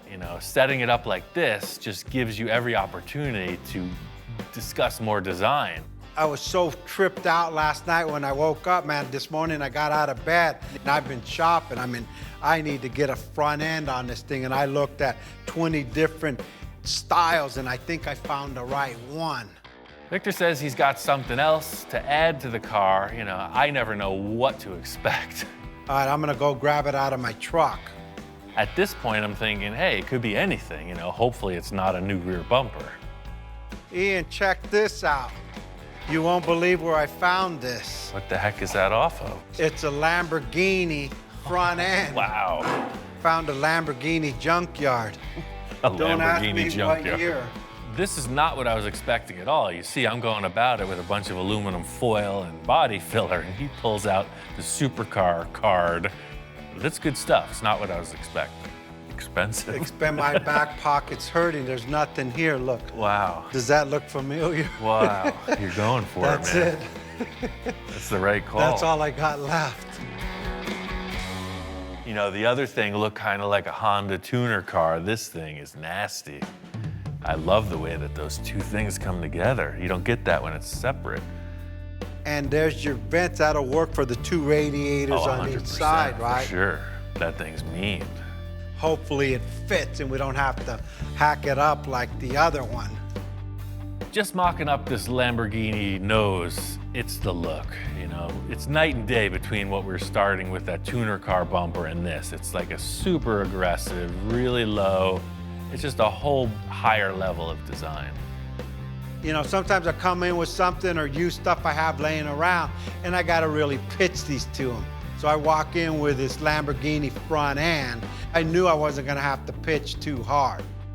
On its own, it looks freaking awesome, but to get it to fit with the car, we're gonna kind of have to change everything. We're gonna have to blend out all those hard edges. We're gonna have to cut back 90% of the work I just did. I got a couple ideas, man. The thing is, just get out the tools and try to make it work. But anything you cut off on this thing, could you save it so I could at least hang it on my garage wall? Yeah. To get this Lamborghini nose on the car, I gotta undo a lot of the work I already accomplished, but hey, that's part of the mock-up. You know, this design is really worth the extra effort. Victor's kind of sweating it, you know, he doesn't want to risk these parts. He doesn't want to see me just chop them apart. I'm gonna send him packing, take a little of the pressure off, and get to work. I was having trouble conceptualizing what the nose of this car was gonna look like. Victor comes in with the heavy-hitting part. These pieces nail it. My idea is heavy surgery. I'm gonna cut back everything I just did, splice this piece in, remount it, blend it together. And fitting up this nose, just trying to make it look like one piece. Somebody's gonna not be able to realize that it's 5 different concepts all mashed together. Definitely cutting off this edge here. So I put 2 fasteners, one on each side of that. I'm gonna cut this right off. When I blend it together, all this hardware disappears. So pretty much the surface does this. I don't know if you can see it, but I can. The whole thing with this process is it's kind of so reaching in the dark, you know, it's just looking for these little glimpses of hope to carry you through, because trust me, this isn't easy. This is like the challenge of a lifetime, and we're going about it pretty haphazardly. To fill in these gaps, the same process as with the fenders, just some aluminum sheeting, fiberglass, filler. You know, one thing I've always wanted to do is, you know, build complete car bodies in the style of Ed Roth, and you know, this is very similar to that. Glomming a whole bunch of stuff together, no matter what it is, and then making a mold on it. The thing with the mock-up is it's about visualizing if you can move forward, you know. So taping it up, spraying it gray, it gives you perfect representation of a yes or no to your question. This is why I'm doing this with the gray stuff. So you kind of sit back, look at it, it's gonna work. You know, you got 2 drastically different styles in the bumper and the fender design, but we're gonna do a little deletion of both, defining ridges. We're kind of right in there. One thing about transplanting this nose piece on it is it doesn't really work with the ridges on top of the fender. The look of the other car was defined by these really sharp cuts in the body panels.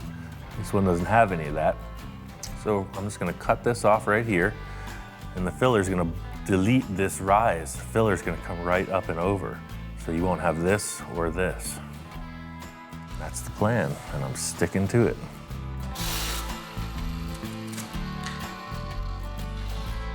Victor gives me all these exotic car parts, and I get to destroy them. It's the best job I ever had. In trying to make this thing look a little less identifiable, on the side vents, you know, we softened the edges on that, trying to get away from that, round it off a little bit, and make it our own. I'm really happy with the progress we made on the front of the car. The nose looks awesome. It's really gonna define the styling for the rest of the car. The roof needs a ton of work, and there's no sides on the car. We got a huge challenge ahead.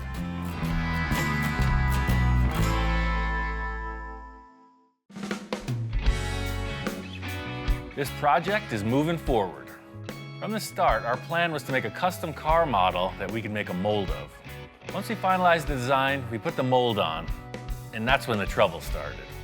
The mold became attached to the car body, and we had to take drastic measures. Now, I'm not taking any chances.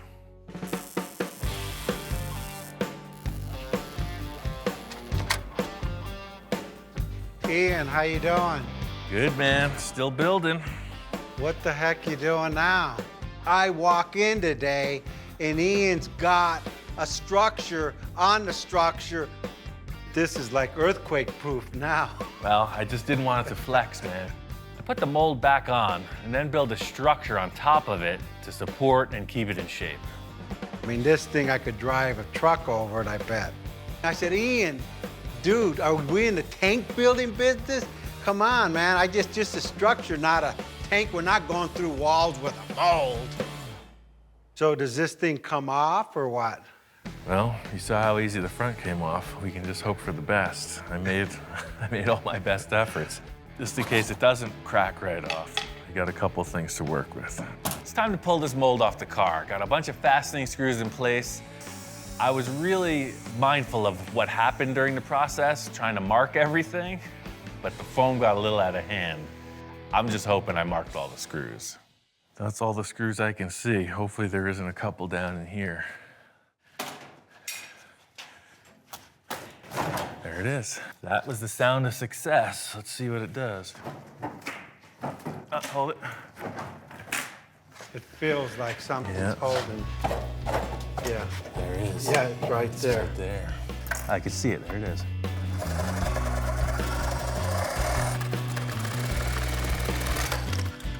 Let me see if I can scoot under there and take a look from there. I'll see the screw coming through. I'm worried about, is this thing gonna separate from the car without like tearing the car off? It's built that strong.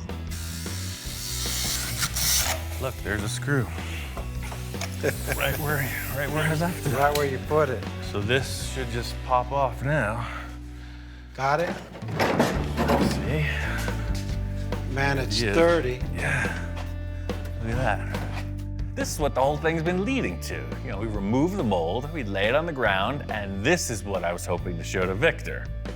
As crazy as this whole contraption looks, I've got two things. Not only am I making it rigid, but I'm creating a framework so that it's self-supporting and it lays flat on the ground so I can lay the fiberglass in really efficiently.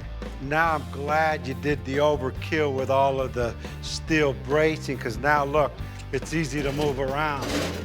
Yeah, the whole thing here is that is the mold. That's finished. We'll do a little cleanup on the stuff that's stuck to it, but there you go. That's ready to rock. The good news is this was the hard one to take off, I think. The other half was all built without ever being removed from the car, so hopefully that one pops off. There's no screws. There's 2 screws in that one, so that's the easy thing. You said that before. There it went. Then we take off the other side and it comes off easier. Check that out, huh? And this has been a lot of work on Ian, man. This guy's like, I don't know how he does it. I gotta think of some way to help him out to like make the next process a little bit easier. Fill all these lines. I mean, that's already blocked. This is the best one yet. Like everything else, man, if we had to do a couple of these, we'd start to get good at it. Too bad it was the last one. I know, the story's over. Now that my reinforcement idea works, I need to do it to the rest of the mold, and then we're on to the good part of the project. That's laying up the final car body. Getting ready to reinforce the mold on the front of the car. First part of the process is twice the release compound. Really thought about how the thing would detach. The next step is to screw the mold into the body to make sure that it doesn't flex. The next part is just basically smothering the thing in expanding foam. I felt like expanding foam was a really good backer because it covers a huge surface area. It ends up very rigid and extremely lightweight. All the screws are marked with blue tape. Pretty much all I'm going to do is I'm going to build a flat tabletop on top of this with steel tube. This whole steel web is just kind of encompassing. The one standard I need is a flat base plate for when this whole contraption flips over. It goes on the car basically upside down with all of these legs that attach it to the mold parts. This mold has to be perfectly rigid. The next step of the process is casting the end result car body. This whole structure really parallels myself in that it's super gnarly and ugly on the outside. It's what's on the inside that counts. Silky smooth. Ian, how you doing? Good, man. This thing is ready for action. Man, this is like artwork, like Warhol stuff. Look at all the lines and stuff. It's contrasted to the different elevations. Shoot, you're getting pretty good at that. Purely emotional. It's got a lot of feeling. All right, let's see how good you did this. Yeah, see, exactly. What a difference. Yeah, and then You it'll have flip over. structure. Getting these molds off the car, laying them on the ground, you can see the structure's doing exactly what I had hoped. I'm sure with a minor cleanup, these things are gonna be ready for the next step. I can't believe the effort that went into this. Way more time than I expected, man. Yeah, I know you're working really hard on this, and I got a surprise for you. I got a buddy of mine that literally sprays, the molds. Remember you saying chopper gun and stuff? I was planning on laying this fiberglass by hand, but it turns out Victor's got a little ace up his sleeve. Last week, I told him about these fiberglass chopper guns, and it turns out Victor knows a guy who's got one. That's a great idea. I mean, it's the same process. You're still laminating a surface with fiberglass, but the chopper gun is super efficient, but it's with a machine that makes it way faster. They get in, they spray this fiberglass in there. What it'll take us a week to do, he'll do in 2 hours. The hard work's already done. Yeah, because the process is redundant at this point. We went on our big fiberglass adventure. I love that idea. I'm excited to see a shop that actually does this work, see what they think of my mold. Any craftsman is going to be interested in what the other guy's doing, so I'm really looking forward to checking out how these guys roll. Here at California Art Products, Victor knows people. He's got his buddy who has this facility that makes incredible pieces of art.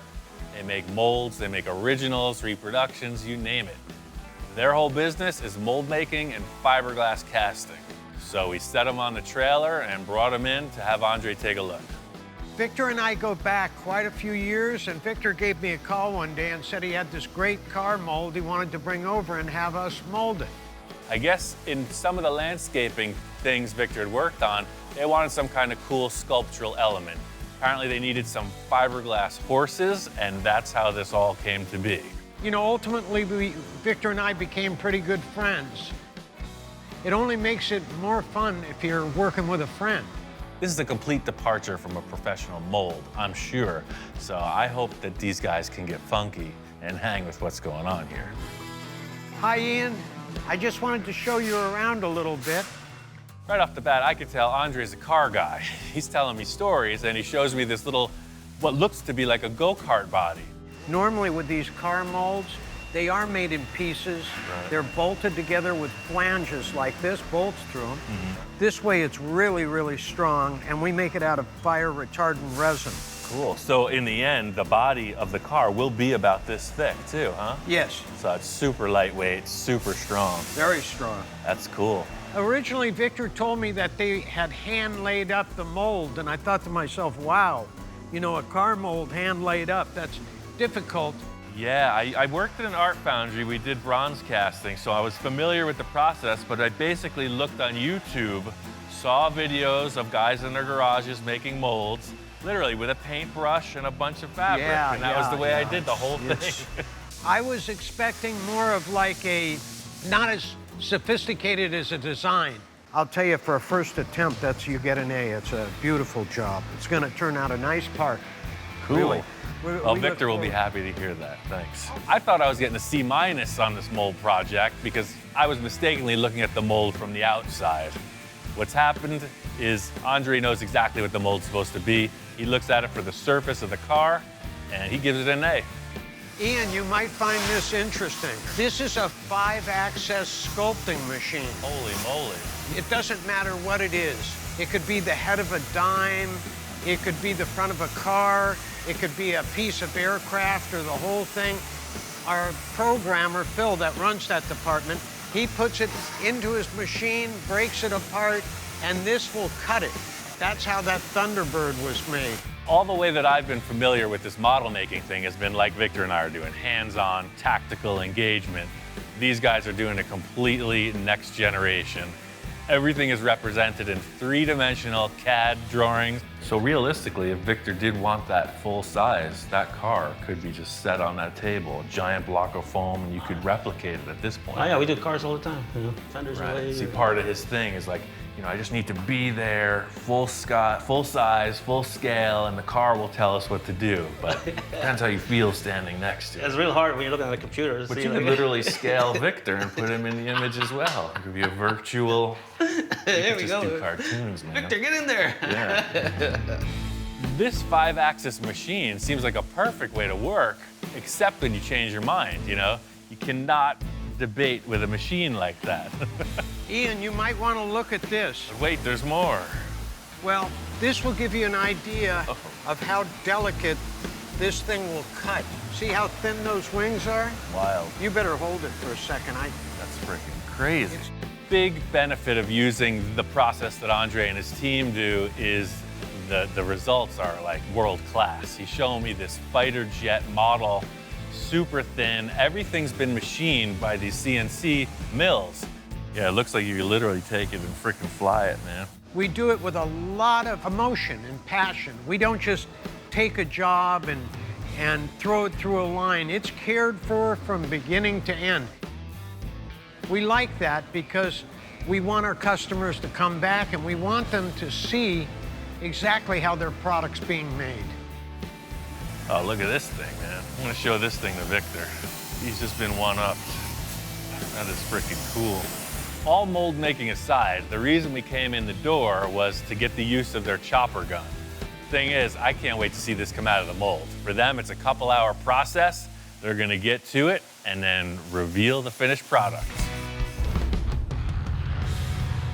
This is developing. Victor's initial idea was that we were gonna drop off this mold, they were gonna spray the parts in, and we were gonna get out of here. Andre's asked me to bring the car here, we're gonna index the mold on it, and go to the next level. All right, so what's going on here? Well, things have developed, let's put it that way. Victor kind of shows up and he's concerned. He thought we'd be picking up today. I gotta give him the pep talk, but we're going way further on this project. They wanted me to bring the car in. They had a couple ideas. They loved the way the mold was built, but they had a couple better ideas as to how to finalize it. They wanted to re-index the mold on the car body and change it a little. His reaction was a little taken aback, you know. He thought he was coming in to see his finished product. Instead, he sees his car with the mold on it yet again, you know, kind of revisiting old ground, but he's hanging in there. I think it's gonna be all right. I have one question. What happened to all the structure? What happened to that? What's going on there? Well, they decided they want to cast the entire body in one piece. You know, I had it set up to be in 5 pieces. Yes. You know, they're not changing any of the work I did inside. They're just restructuring the outside so that they can shoot it in one piece. Andre wants to make a one-piece mold so that everything matches and the project will be all the better for it. When you lay up the parts separately, you know, the air temperature, the amount of resin you use, things shrink when they harden. So if you do 5 different pieces, you get 5 different sizes. They want to lay up the entire body in one piece. That way when it cures, it's the same shape. So it's going to be way stronger. And then we trim it apart. It's going to be one whole body. We just have to put it on the car instead of piecing it together. Exactly. So it still breaks apart, similar to the way I built it. But instead of laying it up independently, they're gonna do it all in one thing with that chopper gun. And you'll see, it's pretty cool. I looked at a couple other parts they're doing, and it's super efficient. Watch, today it looks like a mess. Tomorrow, it's gonna be a car, guaranteed. Talking about anticipation, I'm like freaking out. All the effort, time, and a little bit of cash flow that went into this thing could all be over. Thing about Victor, I've said it before, he's a passionate man. When he wants something, he gets it. So here we are. Plans are changing slightly. I know he's all on board, and we're just gonna get it done.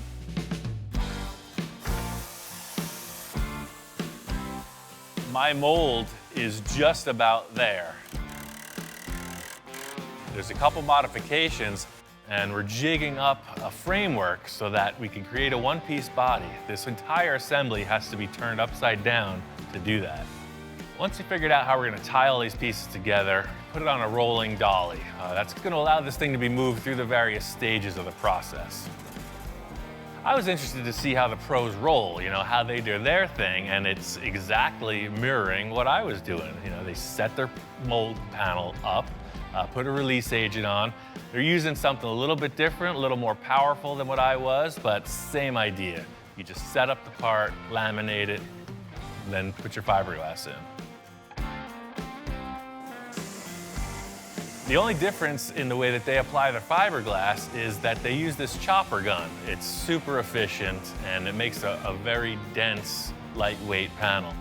The thing about this chopper gun is its production quality. Super fast, yields professional results. These guys got it going on. I can't wait to see how this comes out.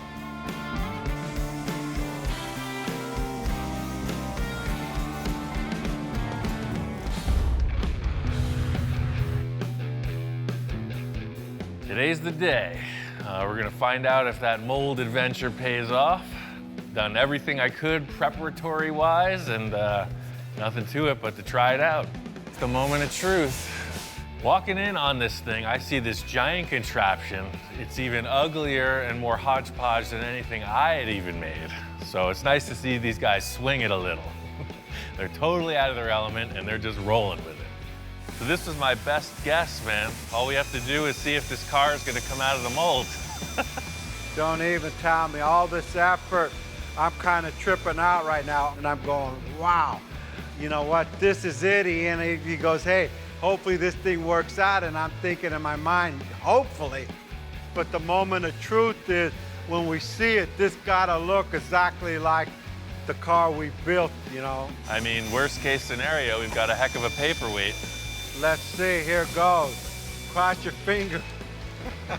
Shoot, me and Ian look at each other, said, let's see if these guys can release this thing. At this point, this is a total roll of the dice. It's a leap of faith. Will it release? Will we have to destroy the mold? Will it even come out? Hands off for me, I just left it to the professionals. What's amazing, it's pretty primitive, right? I thought they had this kind of machine that sucked it out of this thing. Hey, no more work than what you did. Yeah. Victor's all, oh yeah, I'm taking it to the professionals. You know, that's been his whole spiel this time. And he sees them doing the same thing we were doing, and he's a little bit taken aback. The edges peel off, but who knows if it's gonna release. Worst case, we can cut the mold apart and find the car in there, but I don't know. They're having some trouble, man. Otherwise, I mean, it's a great story, even if it doesn't work, right? It isn't a great story for me. Look, the pressure's on. I see these guys with pro bars, all this stuff. I'm going, man, these guys are gonna crack this thing. Oh, there it went. That's it, man. It's totally loose. Look at that. As soon as one part goes, the whole thing releases. It's like the straw that broke the camel's back. Wow, that's pretty crazy. Looks like these guys know what they're doing, man. That works. I didn't think it was gonna come out. Yeah, but what's it look like?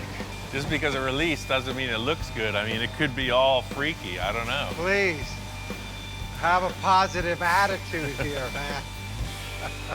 I'm like freaking, because now's the moment of truth. We're gonna pop it out and actually see if it worked or not. Thing is, you can't just flip this over. It takes about 6 guys. So sure, it popped free from the mold. Everything looks cool, but it's upside down. Hard to see everything while it's upside down, but what I can see, it's looking all right. It's exactly what we were hoping for, right? So far, it's looking pretty good. And what I could see from it here, all the lines and all the effort Ian put in making the mold, it's blocked. We don't have to do much body work. If everything lines up on top, I mean, that's the question. I'm gonna miss all the Bondo, your shirts and your socks. Yeah, no, there's no laundry in this one. It's pretty smooth. They tie these big straps on it, pull the forklift. I mean, that was the longest minute of my life. They turn the thing over and it's just like, hallelujah. Oh, it looks even cooler on the ground like it's supposed to be. Look how low the car is, dude. That's crazy. That's You know, a body. wow. it looks great. I mean, everything about it looks like a part should coming fresh out of the mold. You know what? I'm just trying to comprehend what we just achieved. You can't comprehend what we just achieved. Awesome. So this is good. We're back to square one. So it's like we just found our project car. Let's get back to the lab and build a car. I'm still in shock that we pulled this off. It's pretty good. Pretty good first try, man. We might just have a knack for this car building thing. All in all, Victor's call on getting the car to this facility, having him do it with the chopper gun, is perfect scenario. You know, it's a small celebration, but seeing this body complete on the ground, the car had another angle. And I seen things that I didn't see before. So there's other things that we have to modify. Don't tell Ian. I'll freak the guy out. I'll wait about a week. I don't want to lose him while we're ahead.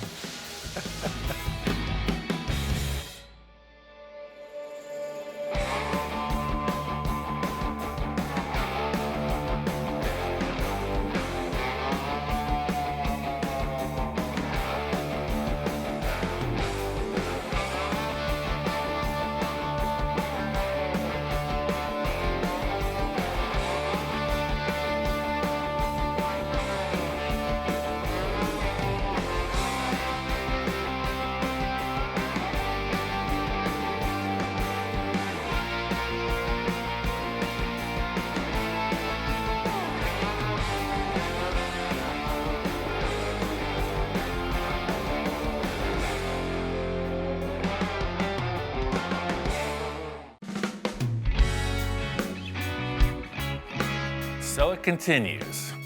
We're still in the early stages of this project, but we've committed to making a fiberglass mold of the body once it's finished. But in the meantime, we can build the car out of anything. We're creating things as we go, changing things on the fly. It's definitely unusual, but I have a few ideas on how to pull it off.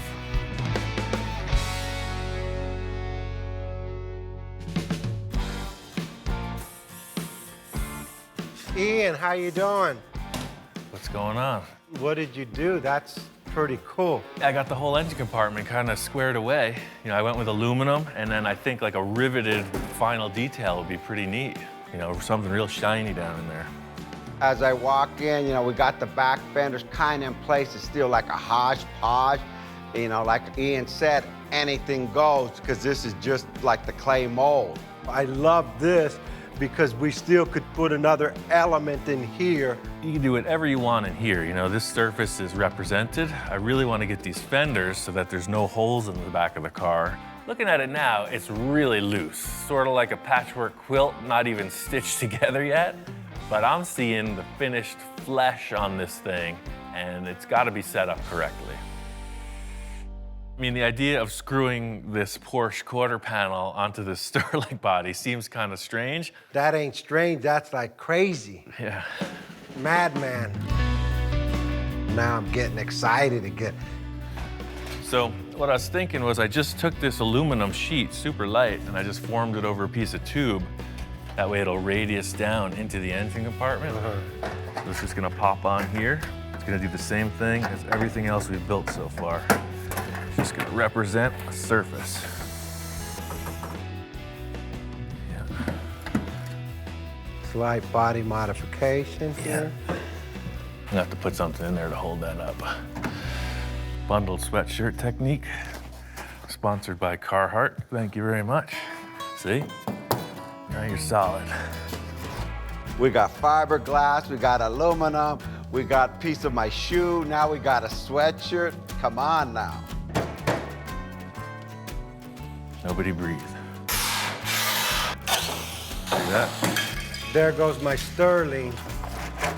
Greased out.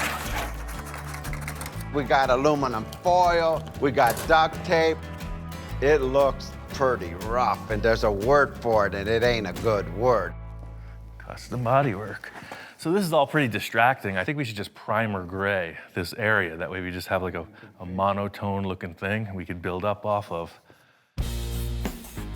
The aluminum foil just wasn't suspending itself like I had hoped. So I wanted to reinforce the whole taillight area with metal before we finalized the design. I could save this aluminum for my sandwiches, for peanut butter and jelly sandwiches tomorrow.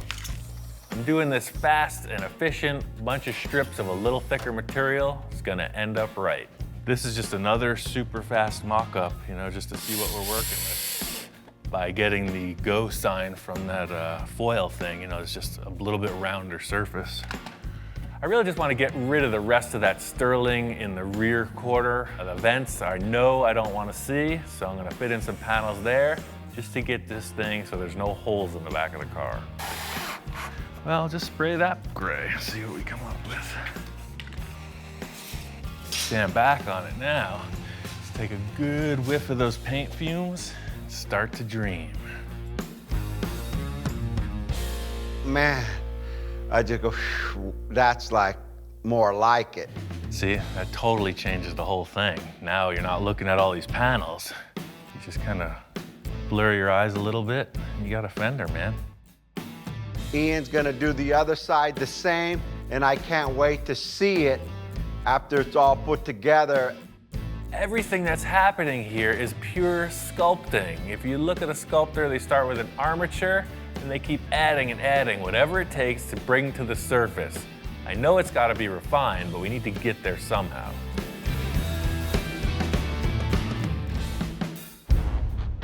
Got this passenger side pretty much matched to what Victor and I agreed on over there. Where I'm at now is I need to get this surface workable. What are you crying about? It's like the freaking pitcher walking up to the catcher in a baseball game. It's like a whole thing going on here. He says it's time to put the fiberglass on. Can't make any calls until we see that surface represented. This primer coat was purely visual, just to get all the different colors out of the way. I gotta sand through, get the majority of these screw heads off, and then I'm just gonna lay a couple sheets of fiberglass over this work we did, just to give it a little more strength. Right now there's stuff all over the place, different heights, different materials. The fiberglass is gonna glue it all together and make a nice surface to work off. I wanna be sure that this fiberglass is gonna stick, so in this thing that I'm accomplishing is just giving some texture for the fiberglass to grip to. Truth be told, I'm not the most professional fiberglass guy. I have limited experience, but it's fascinating, so I keep trying. This is the problem we're facing with the metal. When you push down here, it wants to buckle up. As soon as this is wet, all those fibers are gonna relax. The only advantage of using fiberglass at this stage of the game is that it's super flexible and it will bond to aluminum, fiberglass, and steel. To weld that thing, you'd have to make it out of one style of metal. Big, long, drawn-out process. It's a little like mopping the floor. It's a little like pouring syrup on your waffles.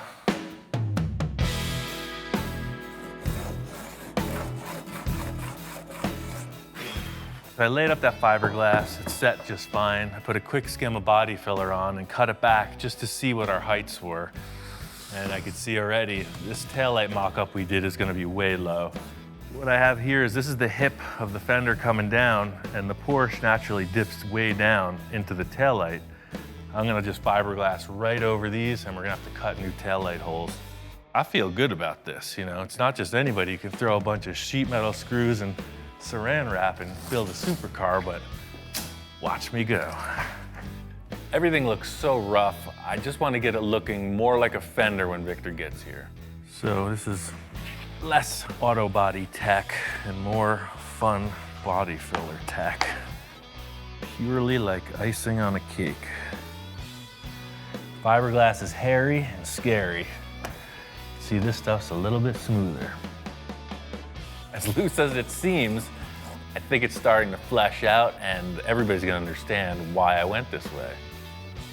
The idea here is to just get these two fenders pretty close, get a good representation. You can see the rear of the car is fleshing out. It looks pretty freaking massive. Super wide, super low. I can't wait to show Victor.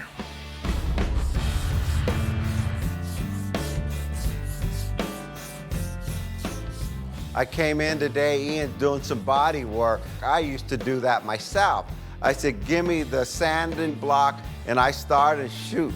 I didn't lose a darn thing. I mean, you could tell I'm totally committed. When's the last time you see me doing body work? It's good to see Victor getting his hands dirty, you know, doing some of the body work.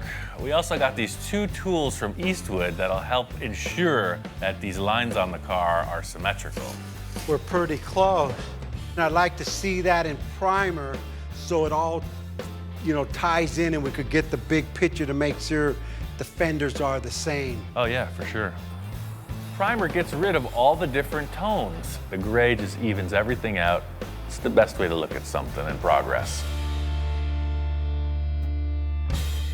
It's like nothing I've ever seen before.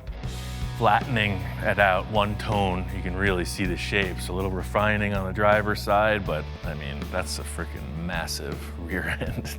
How much more work do you need to make a mold? You need it finished, right? Oh yeah, the better we make the model, the better the mold comes out. We could either turn the car around, start on the front, or if there's anything else you want to change back there, I'd say it's a perfect time to do it. Now it's like a whole bunch of like bumper back there or body. It's like nothing but rear end showing. I need just one thing to soften that up, and it's got to be massive. We need to do some kind of crazy exhaust, right? Well, I mean, whatever you're thinking, you know, we've done a pretty substantial rearrangement in the back end so far. Everything here is really starting to come together, but I think the one big thing is going to be the exhaust that sets this rear end apart from anything you look at. The 911 exhaust had these big exhausts coming out under each side of the bottom. You know, if you wanted to mask that, maybe have them come out through these holes or whatever. Yeah, I was thinking something kind of massive here in the middle. 3 or 4 muffler pipes sticking out of the back. Hey, I had a dream, you know. My initial idea in my mind was to see this massive car go by you, like what the heck was it? And all you see is this big old pipe with some fins coming out almost like a bomb. All the supercars got the fins on the bottom. Well, hey, guess what? I want the fins on the top and I want the fins on the side. Almost like a propeller to a boat, but straight. Okay. Victor's coming up with all these ideas about multiple exhaust tips, some kind of really exotic designs, and I'm saying let's just try to get some real world structure to this theory. Let's just make like a cardboard mock-up, come up with some kind of concept. All right, so whatever diameter exhaust you use is up to you, but I got this tubing from the fiberglass. I'll just cut this cardboard off. We'll have something to work with. Way too small. Too small. That's like embarrassing, you know. We need some like volume here, man. So something more like this or this diameter, like way big. Yes, that's what I'm looking at. Remember, massive. Let's just tape them on the car, see kind of what we got proportion-wise. So, I mean, 3 sort of fits like that. That's an even better mock-up than freaking cardboard and drawing, huh? Well, stand back and look at that. I mean, 5-inch exhaust is pretty substantial. I was thinking of having a fin, and a fin, but I only need the fins on top, on the bottom, and the 2 on the side. And it changes the whole back end of that car. And then put fins on the bottom. Yeah, exactly, a fin, okay. Victor's description of this theory is pretty elaborate. It's a bomb, it's a jet engine, it's fast, it's hot. A little hard to figure out exactly how it's going to end up. We're just trying to get this concept as close in the mock-up to what's going to happen in the real world. Ian, I feel like I'm in arts and crafts. I failed arts and craft in school. So this is the same size diameter as the tape, so I mean, that's a pretty substantial exhaust pipe. And you know what, as I'm looking at it, maybe 2 would do it. Check it out, stand back, see what you think. I kind of like 3. Shop inspector's checking it out as well. I think he's gonna have the final word. Dude, what do you think? Cool? All right, I guess he said that's cool. He wants 3's 3. the number. 3's the number. I think it's gonna stick. As I left that, I mean, it was pretty loose mock-up. I mean, a lot of things could be changed or interpreted, but that's his problem. The thing is, when Victor's describing all this and coming up with a cardboard concept, I'm really starting to see my own vision of it, and that's the challenge in this whole thing. I gotta build it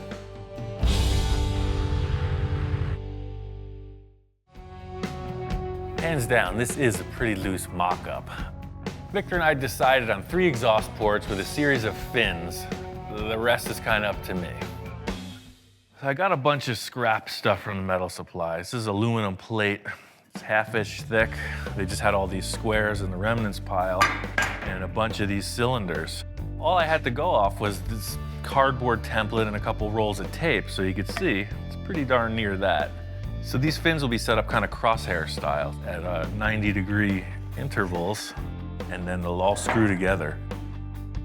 In a perfect world, I would have a lathe and a mill. I would probably set this in the mill on the slider deal and have lines perfectly parallel with each other. But I don't have a mill. I've got a magic marker, a somewhat flat table, and a roofing square. I don't have a lathe. I'm using a marker. Hey, a marker on the table is gonna be fine. Stick with me. One thing I'll concede to is the fact that the design and development of this piece is a little unorthodox, but that's just business as usual around here. It's gonna sit right in the center of that square. Your fins are all already dictated as far as how they go, 90 degrees apart from each other. I can come in with the plate right up to that line and set it parallel with this here and scribe straight up. Got this really rudimentary jig on the table. What it's going to afford me is the ability to mark each fin location symmetrically. And then they'll all screw together. So I know we're going to get these parts polished in the end. So the idea of it being modular, they'll be able to easily polish it and then we can reassemble it. The whole thing here is the billet aluminum fad. When it looks high-tech, machine finish, looks expensive, it looks classy. I'm gonna do it without the expense or the class. Now, these are all together. They go back onto their jiggy jig, and we set up the design for these fins. Victor's fins looked a lot like this square. They were triangular. Instead of having this pointy triangle shape, I think it should go straight back, more jet-like. Sort of like that. This is inside the car. Probably the majority of this is in the car. So really, all you're seeing is like that. This is a pretty big plate to cut. Could use any type of high-tech machinery in the world. But I think I'm just gonna use the common jigsaw.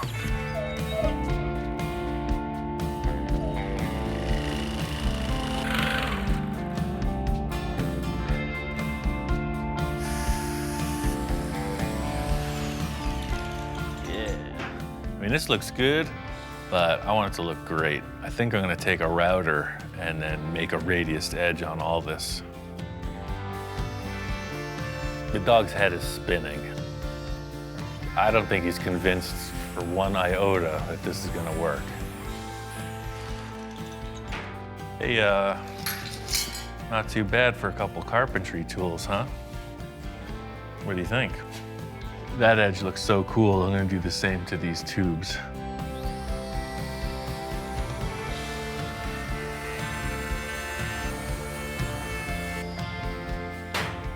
What's not to like about that? I was thinking that having these stacked together, it could be added to by just putting the spacer through here. And in effect, what that does is make it look like this fin travels right through and makes it look a little bit lighter. This thing is really starting to come together. I think the shop inspector is even starting to get convinced. Again, this is all still just roughed out. If you have to cut it or modify it, so we will. So you can see, it's gonna go right in the middle of that license plate opening. See now. Now he's finally conceding. We're just gonna cut out in here and then something like this. It's gotta go in a good 8 or 9 inches.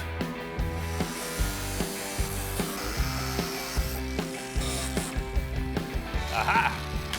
So the whole concept is these being the stock exhausts, We're gonna want something a little rowdier sounding, but we'll be able to work within the parameters of the stock exhaust setup, aiming right through here.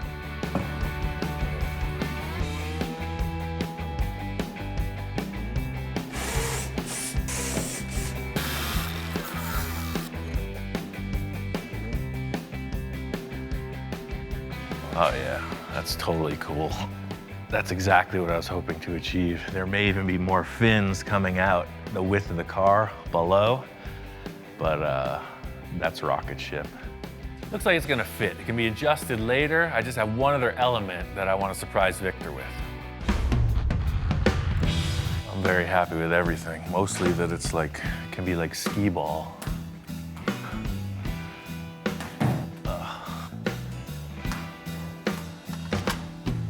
Ian, how's it going? Hey man, got that exhaust mocked up. That's rad, man. After I opened the door, I looked straight to the car. I know I say, wow, this was wow. That ain't what I give you when I left. Yeah, no, I made a few changes. Victor walks in and I could tell right away he's digging it. It's a far cry from a cardboard tube. And it's centered with the car, and it gives it just enough bulk to give it like, look, I got the power behind me. He's thinking, hey, is that okay with you? What's he looking on the table for? What's there?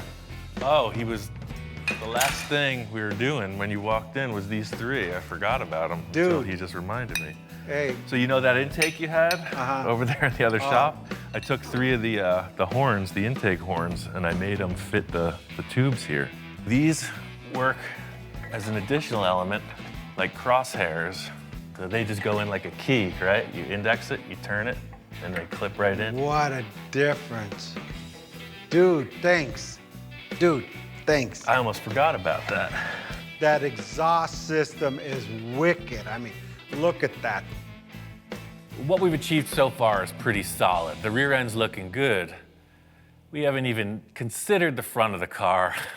So we're really just still in the clay model stage of this thing. You know, anything can happen with the taillights. The exhaust will go in on the final body. I think we should spin this car around and get on to the front. Again, we just finished. Right. I'm tired. Yeah, I know. You know, right away, Ian, hey, I'm slowing the build down. We're talking too much. He wants to get on the front, and I'm going, wow, well, let me absorb the back, Ian. Challenge is really making this thing match front, back, side to side. I think that if we get these two front fenders and some kind of a grille bumper represented, that'll give us the answers to the side pods and the roof line. Yeah, because that roof line's got to change, like, dramatically. Hey, you picked the Sterling, man, not me. So the same thing goes for the nose of this. You saw the process in the back. Anything you find, file cabinets, space helmets, you name it. Anything you want to put on the front, we just fiberglass over it, and that becomes the model. I thought I was lost in the back. I'm really lost in the front. I've got some ideas. I know Victor's head is spinning. What we achieved in the rear, I can't wait to transfer that energy into the nose of the car.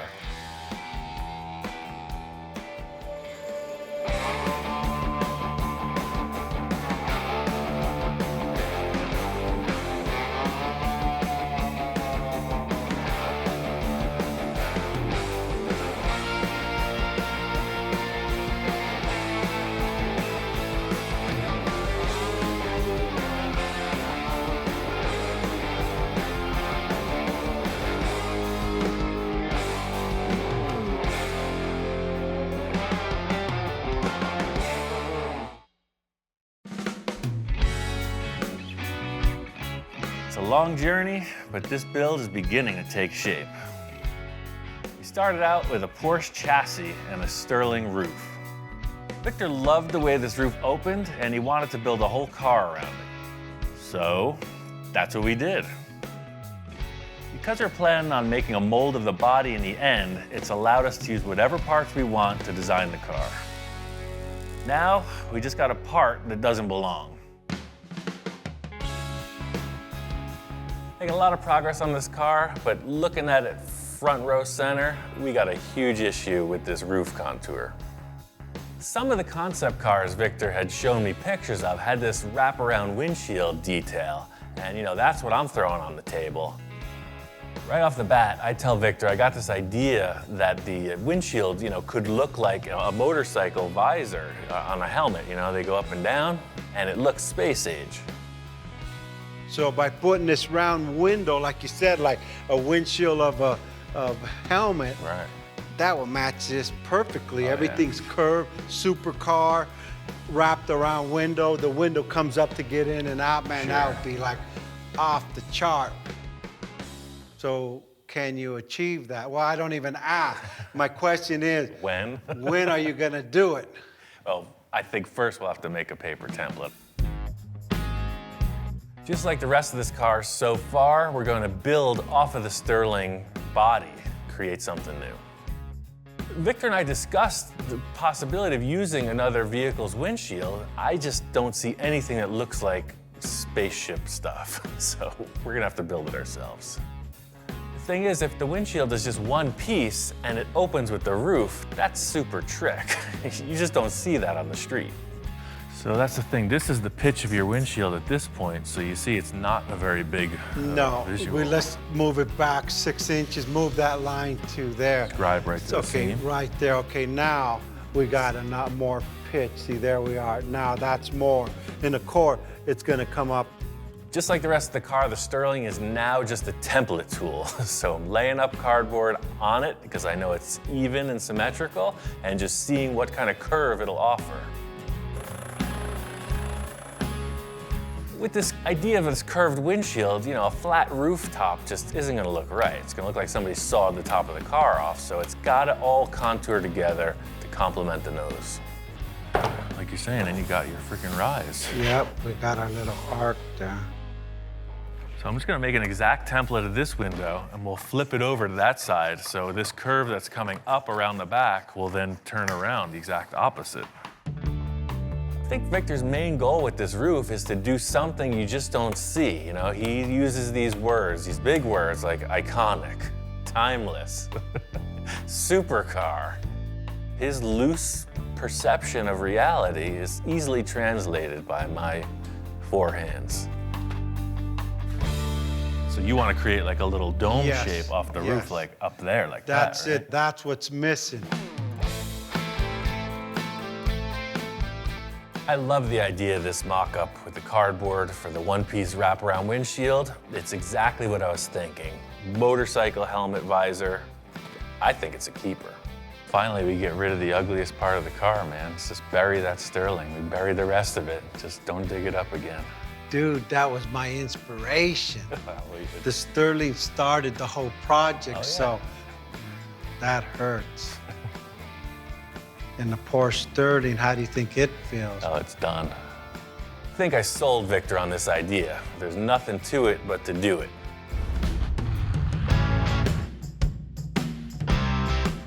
I sold Victor on this concept. All I have to do is accomplish it. So this is the template for the windshield. This cool visor-like wraparound deal. The challenge here is getting this template into a good plastic template. It needs to be like a rainbow. Plan here is to get down with my bad self. I got some acrylic sheet. I'm gonna make a better template that should represent this windshield in its three-dimensional grandeur. The reason I'm using acrylic is because it's very representative of how any material that supports itself will curve. The potential to create a glass piece in the end is totally possible by forming this out with acrylic sheet. Like I was saying with the paper template, this acrylic template still needs to be refined. The main thing I was working with here was this surface and the wraparound to create the new roof. You can see here, all these mismatch in spaces is just the simple second time around on the template. All I'll have to do is just take a tape order and increase it by that much all the way around. But that's the thing. We had to know what the plastic was gonna do on the roof edge before we could build it. I'm really happy with the way this windshield experiment is coming together. The whole thing is getting the roof contour to complement it. That's what's really gonna sell the concept. So we know what the windshield's gonna do as far as what the acrylic template will allow. And now to build this top of the roof contour, there's a million ways to go about it. My first thought, maybe find another car roof maybe a giant shape that has this dome I can splice off and use, but I've got another idea, and I really want to try it out. Nothing says supercar like a big bundle of cardboard on the roof. I had 10 gallons of this stuff from another project. What it is, it's a 2-part expanding foam. So sort of like you put your catalyst in the body filler and mix it, that's the same process here. It's 50-50 ratio, 1 part to 1 part. I just don't really know how much it expands. Like, will this amount become that amount? I don't know. I like experimenting, bottom line. So if I do 2 of these of A and B, that's a gallon. I think 2 gallons.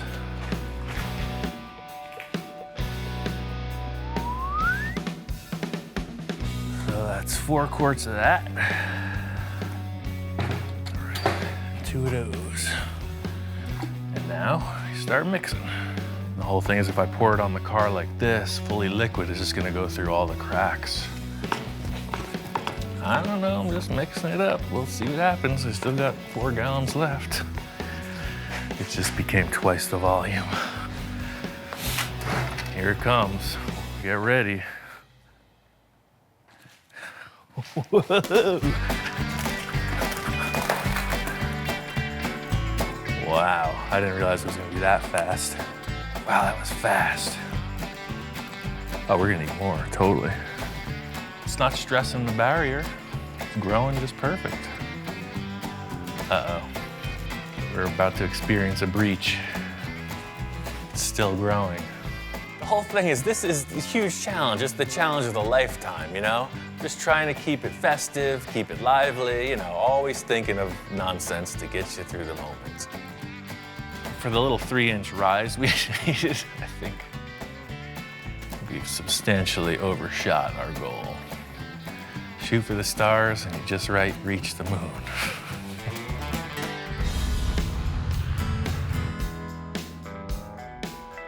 What we have here is a giant lump of expanding foam that is cured on the roof of this sports car. I think it's pretty clear the muffin is cooked. Definitely like one of those things you see coming out of the oven. Totally strong. That's why I use this foam, because it'll be able to be carved back and be a really good base for whatever we do, mold-wise. That's like Christmas morning. We're unwrapping that gift that you didn't want. That gift from grandma, you know, the socks or the slippers, that's what we're doing. We're just, how am I gonna work with this? Time to get medieval on this. Like the great sculptors of yore, starting with a giant block of marble, I will create a masterpiece. Crazy thing is I only need about that much of this giant slab, so it's gonna take a while. It's safe to say I overshot the foam element considerably. This is a lot of work cutting it back. It's pretty dusty. The good thing is I got these big air cooler fans from Portacool, and they are moving the air and keeping things fresh. It's kind of like chiseling through rock at this point. You know, you're just chunking away, getting these big shapes broken off. Got to smooth it out and get a little bit closer. That's what I'm going to use the belt sander for. Just eyeballing it. I know as long as I stay bigger than it needs to be, you know, anything goes. Wow, you got the sterling out of the sterling. As I'm getting sort of close, it's perfect timing, Victor gets here. I'm always monitoring his reaction. Looks positive so far. I put foam on the roof and then sculpted that back. So this isn't filler, this is a 2-part foam. You mix it up and pour it on the top. You know, him just walking in, I'm trying to explain. You know, he doesn't know where I've been. I'm trying to explain where I'm at. You know, see this angle, this complements that, and he's responding. You know what? Stand back and look at the side, because it's actually check this out. I love the way that comes up and then back down. It gives you like, man, that car's going Fast. and it's not even moving. Yeah. And no more sterling into sterling into sterling. No. Now it's just, I don't know, what is it? Concept, baby. Here, check this out. Now you get the look. That's why I got a solid black, so you kind of get the effect of it having a tinted window. That's the thing about making a model. You don't really understand what it's made of in the end. Pulling this protective coating off, you see a nice glossy surface. It looks like a windshield. That sells it. Yeah, see, now it looks like a windshield because it's got that black reflection, right? Wow. I mean, That's cool. I mean, that's supercar. Yeah. Everything I wanted. The round windshield, we got the curve on the top, needs a little bit of adjustment. Yeah, but now looking at it, you know, that's the whole thing. This just being a mock-up with templates. Just with the way that the roof comes together, check out this line with the tape. You know, like that, so that this was the roof, and this line was kind of going back into the fender, you know? Yeah, because it almost looks like there's a flat top on it. That's a good idea, but watch, you stand back there, check this out. Victor's always talking about when you walk in the door and look at it, where does your eye go? What needs to be improved? He's saying that the windshield in the rear portion could be contoured a little, could be swept down a bit. And the more he's laying it out, it makes perfect sense to me. It does look way more streamlined. Let me spray that top of the window gray. We'll peel back the tape, and then we'll know what we're dealing with. This is exactly why Victor comes in periodically. He's not there for the monotony. He comes in, does a few checks, and then we move forward. And it gives you more roof. It actually looks like, you know, more structure on that thing. The modification in the back of this windshield area is just a perfect example of how things flow, according to Victor. One line makes the car look segmented, broken front to back. Another line makes it just follow through down into the rear portion. Yeah, so the whole thing is now on the other side of the car, it makes the roof look like it's just got a little cap on top. And by lowering that window line, it fits. Everything just flows right into the rear corners. It's them last little details to make these designs like work. Really happy with the way this roof concept has come together. There's just one more thing I got to accomplish to wrap this thing up.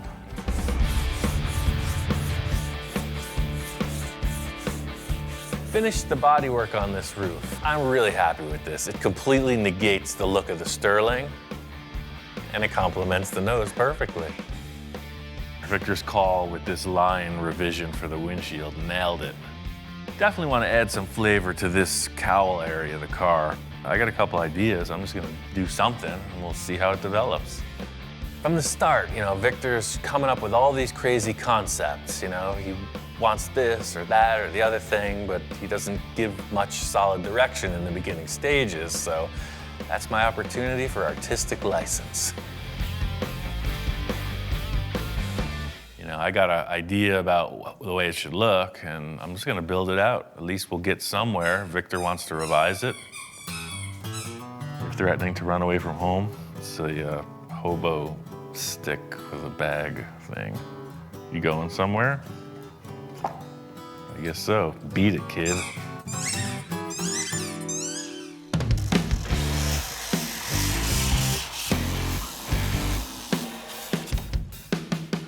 In simplest terms, what I've been thinking about is creating like a cowl induction look. On modern cars, air intake is right below the windshield, and I think this would benefit from a styling cue in that vein. What I want is for this windshield angle to be replicated in the vent here. So this comes down, steps up a little, and goes right down. So that's out of line. Take it off. I mean, no mercy here. That's why we're building this model. First things first is to just hack away a large portion of the car that we don't need. What this is doing is twofold. It's shortening the perceived length of the hood, but by sectioning it down, it also makes the car look lower. It makes the windshield dive down. You know, it's aggressive.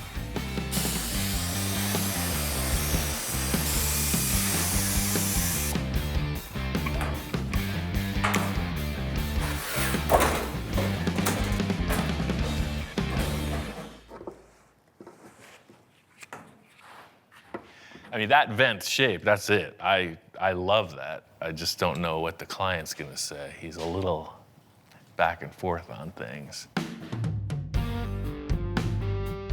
I'm into it. This thing took it from this bland kind of hood detail to something representative of a supercar. The thing is, with this just being a mock-up, I want to throw everything I can at it. You know, this is gonna be a vent. Just using this honeycomb mesh, was just laying around the yard. You know, what it's doing is just representing a grill, and that's what's gonna be here in the end, some type of vent. Sprayed it gray just to stand back and check it out. You know, matches the rest of the tone of what we're building. Looking at it, it kind of needs another element. What this thing needs is something to make it look more faster. It needs fins coming from the center like that. Just like on the tail end piece. Check this out. Always thinking about how to tie this whole car together. We've got this awesome rear exhaust port look thing. It's got these fins on it. It looks rocket ship inspired, like it's flying or something. So hey, why not put some more fins on the car, you know?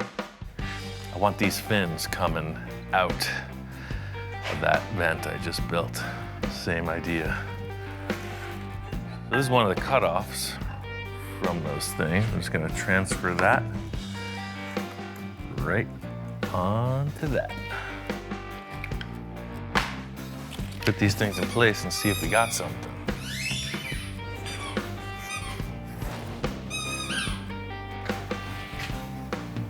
Oh, that's mean, that's aggressive. That is the flavor. The whole thing with this is design, you know? I did it before with this piece. We're holding session here.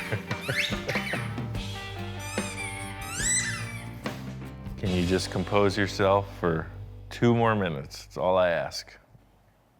As I was saying before I was so rudely interrupted, same process as I did with these. Cut it, router it, sand it down, put it on the car. Pretty simple.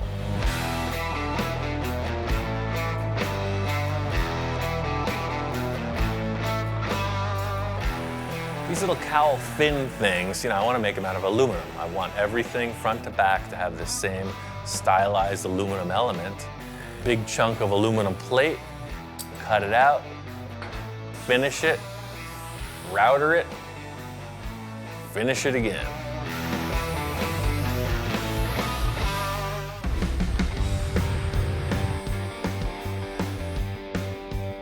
These little cowl fin things, you know, I want to make them out of aluminum. I want everything front to back to have the same stylized aluminum element. I got about 5 of these things made, and just as I'm finishing them, Victor's here. Yo, what's up? What's happening? What the heck did you do to the car now? Well, we were talking about having a vent, right? Victor, understandably, doesn't know what's going on. You know, I'm working on these aluminum shapes, explaining what's happening. He's just kind of trying to take it in. Well, it needed something. You know, to me, the hood was just looking too long, so I created this vent around the windshield. And what's this all about here? I don't think I want cardboard here. These all questions at this point. You know, I'm trying to describe it. It's like, hold on, let me just put them on a car, show you what's up. So just like with these cardboard templates, you know, I made 5 of them, and we can space them out however you think is appropriate. You know, they're oversized. So, you know, something like this. That way it's like however we fit it out, you know, they look like they're jutting out of the vent, you know, aerodynamic. What do you think? Yeah, I really like that. That's like, it gives it another dimension. Look at now the Little car's jewelry, like yeah. flying without flying. I didn't want a spaceship. I just want a supercar. You gotta know I'm in the spaceship business, man. Victor really likes this shape that I cut out of the front. He loves the idea of these aluminum fins. He's just got a couple ideas about their final contour. At this point, it's simply trim and fit. You know, we're gonna make the taper on this double-sided instead of like the bullnose flat front, and it's very minimal. Same look, just a refined concept. Yeah, what a difference too. And by doing that, the air comes in through the, you know, the front of the grill out to the roof and over. It's like I could see this in a wind tunnel. All these refinements look really cool. Victor's totally on board with it, you know. Everything's really coming together. The big issue is there's a huge hole in the side of the car. There's nothing there. What's coming up could be the biggest challenge yet.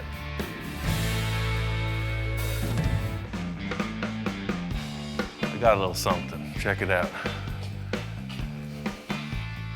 Carhartt collar. Oh yes, he's all about it.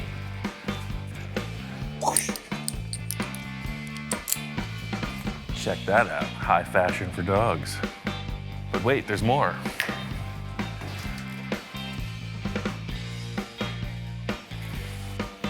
You know what that is, don't you? It smells like a fresh, new dog bed. What do you think about that? Oh yeah.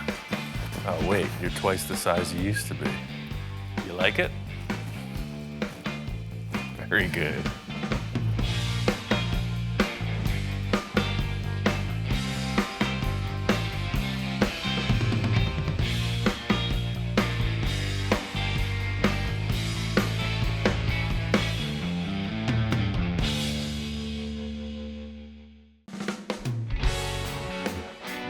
This whole journey started when I went looking for a new project. I was looking for something I could really dig my teeth into, you know, push the boundaries, and then Victor called.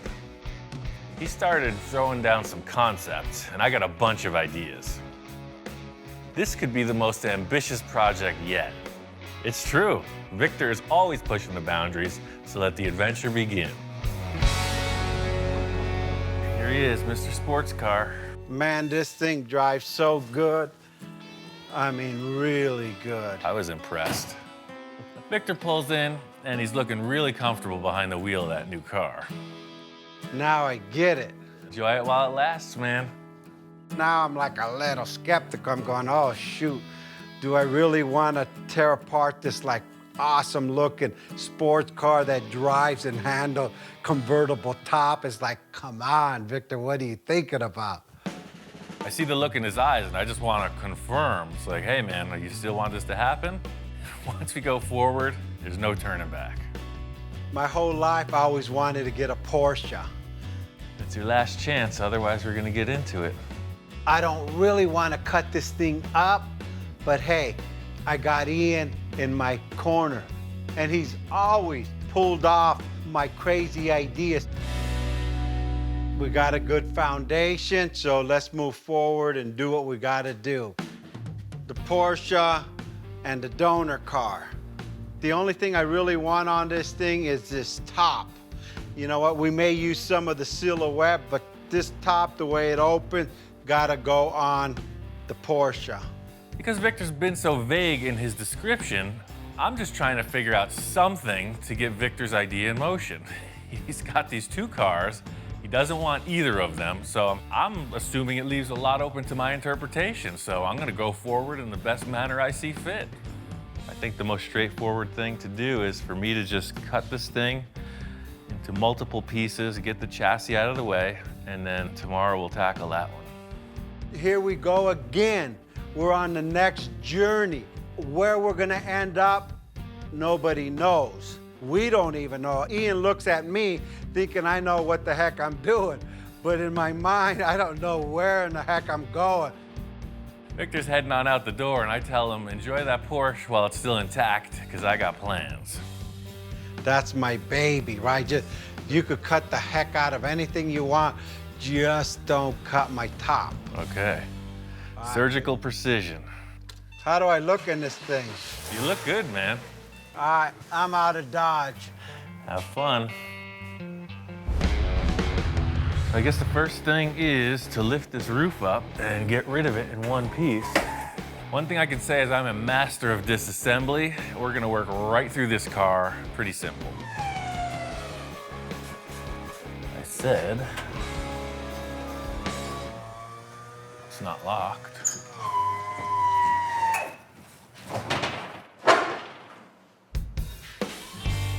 The one thing that was the sure thing, you know, the main wish on the list, doesn't work. No good. Nothing. It's not even budging.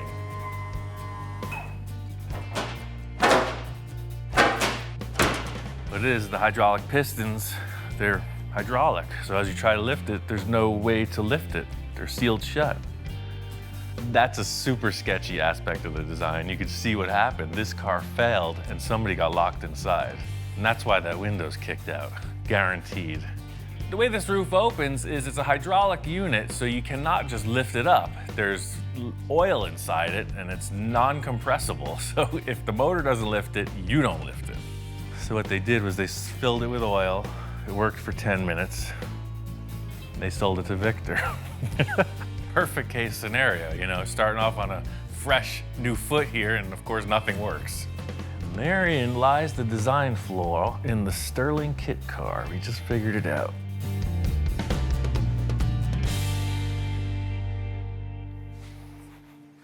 Just gonna cut these 4 bolts and start over.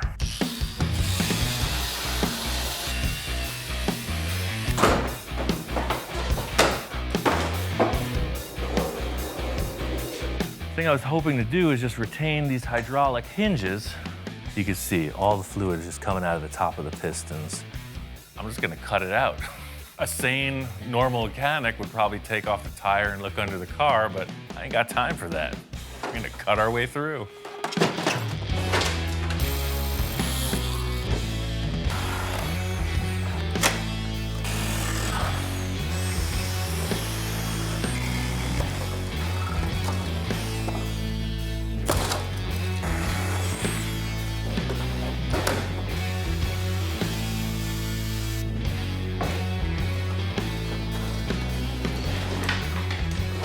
Ugly body's out of the way.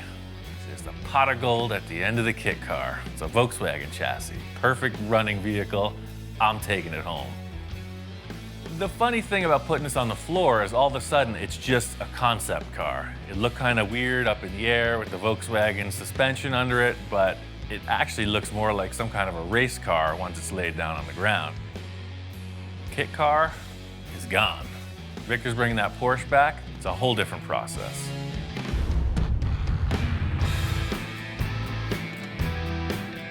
Back early. Wow, dude, you cut that thing apart. I don't know, something doesn't feel right here. Can I put this top back on there again? Just to see if we haven't lost anything? Victor's kind of got a one-track mind. I don't know if anyone's ever loved the Sterling roof as much as him. So, like, you know, you can do anything now. Now it feels right because you could kind of see my flavors back. Right. The number one thing I found out is that hydraulic unit is bunk. What happened was they filled it with oil. You were able to lift it 5 times and then it failed. So that either needs to be rebuilt or replaced entirely. I'm not concerned about the hydraulic. I was concerned that he's gonna cut my roof. You never know with Ian. So this thing's apart. I'm ready to get into the old Porsche, man. I got a couple ideas on that. I'll just take it all apart. By the time you come back tomorrow, this thing will be bare bones, ready for construction. But remember, one wrong cut of a wire, it won't turn on, it won't go. This thing has sensors everywhere. I know, that's what I was reading about online. I did my research. I know how to take it apart without messing up with the computer. I'm on board. Let's do what you gotta do. Might be a little painful to see it break apart. Like, really painful. You know how many people are gonna be pissed off at you, not me, people. He did it, I just watched. This is the part where some people flinch, but just like the surgeon in the operating room, you know, sometimes you just don't want to see it, but you want to get fixed. All right, man. I'll start taking it apart. Talk to you later.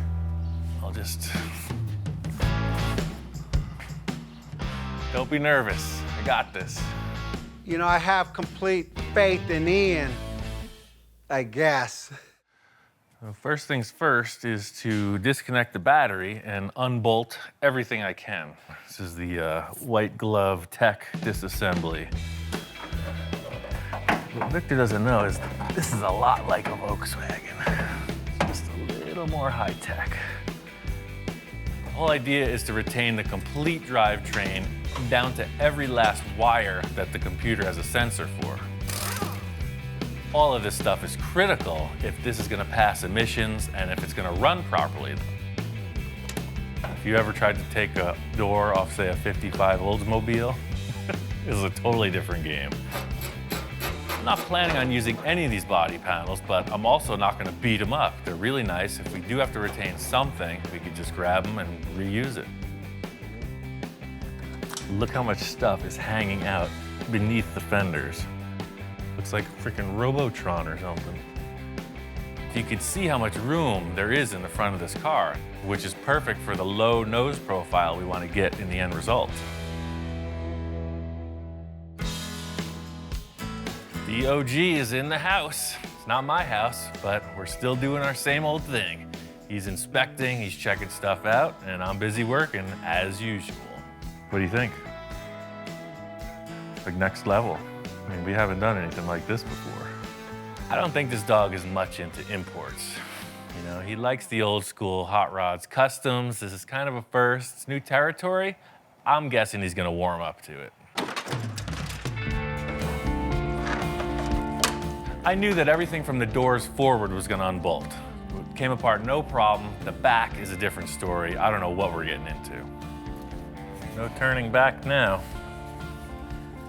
Waiting my whole life to do this.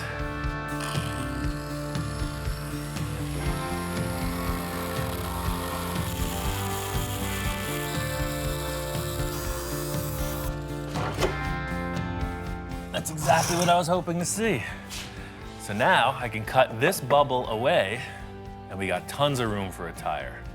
He wants flavor, I got it right here. Tire's this big. After I cut the outer fender skin off, I saw the inner wheel tub and I realized we can cut a straight line front to back and it'll allow us much more clearance for a bigger rim and tire combo. There's nothing like the smell of freshly cut Porsche in the morning. Look at that. One last thing that's in the way, and I know we're not gonna need it, is the windshield. The thing about this Boxster is that the windshield frame is a roll bar, and it's got a bunch of electrical wiring going to the rearview mirror. Sometimes things don't come easy, you know? I started off with my surgical precision and got all caveman on it in the end.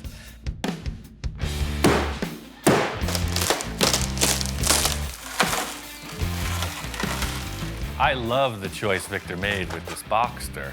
As a concept car, it's ideal. The fact that it's a convertible, all the structure's still there. That's a huge plus for a kit car scenario. You cut the roof off a regular hardtop car, it gets flexible. It's a perfect base. It's a nice car. Glad to have destroyed it. No turning back now.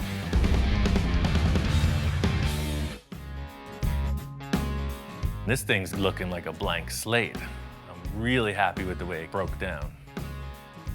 What the heck did you do to my Porsche? Victor comes in reacting in his typical way when he sees something that's pretty shocking. He's trying to hold it together. You know, I think he's a little concerned. I came in and man, it's like worser looking than I thought it would be. I mean, in taking this thing apart, it's really showed me how much room we have to be creative. There's no mechanical stuff ahead of the axle in the front or behind the axle in the rear. So it's pretty much open to whatever you want to do design-wise. As Victor's walking around, I'm just giving him a rundown of all the positive things I'm seeing in this vehicle underneath. How all the structure's still intact, how we didn't need that windshield that's broken all over the place in the corner, and he's responding. He's kind of getting it. Ian started explaining, then I started getting excited. Hey, this is the first step. You see all the wires, nothing's been cut. So everything we need to either bypass or reinstall, it's just a plug-and-play system. This thing has so many sensors on it. I told Ian, all I care about is that that car runs after it's all stripped. Apparently, he's found out that if you tamper with the electronics, these cars go into a safety mode and they won't start. Yeah. Everything is the same. Awesome, man, that's awesome. Like butter, that's why I took it apart this way. Hook the battery up, it runs. I think it's gonna be a good go-kart, man. Victor's become pretty attached to this car, and just seeing that it ran, you know, he wanted to hop in once more. no rear view mirror. Nothing. Nothing in your way. He wanted to sit in the car that's all cut apart. What's more fun than that? Still feels good. Same car, man. Look at the wind's hitting my hair. I can't do a burnout, but I could. That's pretty cool. I seen it, I feel it, I taste it. Now I'm excited. Where's the body at? Well, we got that other thing, and I'm not sure. We got to fit it on and see if we got even something to start with. Now that we're this far, we got to put that roof on, make it work.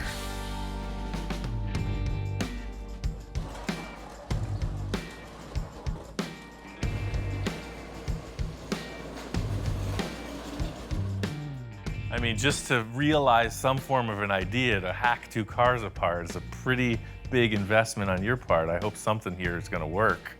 I gotta cross my fingers. 1, 2, I need more luck. 3, 4, 5, 6. Okay, let's go for it, man. The thing that I was mainly concerned with from the start is how wide that dashboard is. That actually fits. Wow. What the heck? It is literally the exact same width, pillar to pillar. The dashboard totally fits in there. That's ridiculous. That's my roof. My cockamamie idea literally worked. I'm that guy that just thinks these crazy things up and hope they work. I mean, I'm even crossing my fingers now, and that thing worked. I think you rolled the dice and came up pretty good. Just seeing that this roof fits, I mean, that kind of makes me fearless at this point. I was very apprehensive, but I could see how your brain's working, you know? We could do anything. I mean, hey, now it's simple. We just got to design the whole car. The crazy thing is a lot of people might wonder what the heck we're so excited about, but you know, for me, it's the initial 2 days of mock-up, and that's what this proved, is that the concept is solid. You know, the whole car did have to get taken apart just so we could see this. When my children are born, it's like they're the most beautiful baby there is, and you're like, oh, and everyone's looking at it like, whoa, what's that guy looking at? The car only a mother could love. We got a little of that, a little of this, and a lot more of nothing. All we gotta do is build a car now.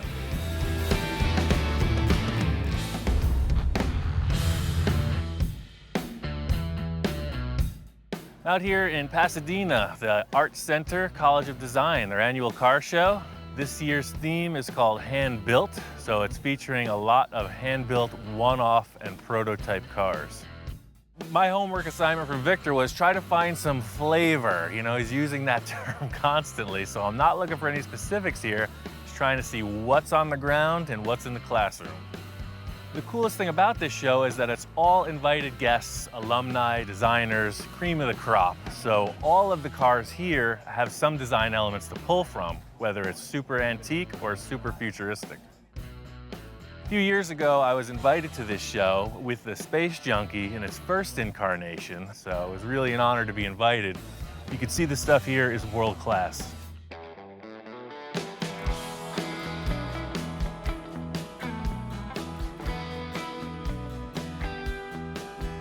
They got a lot of really expensive exotic cars here.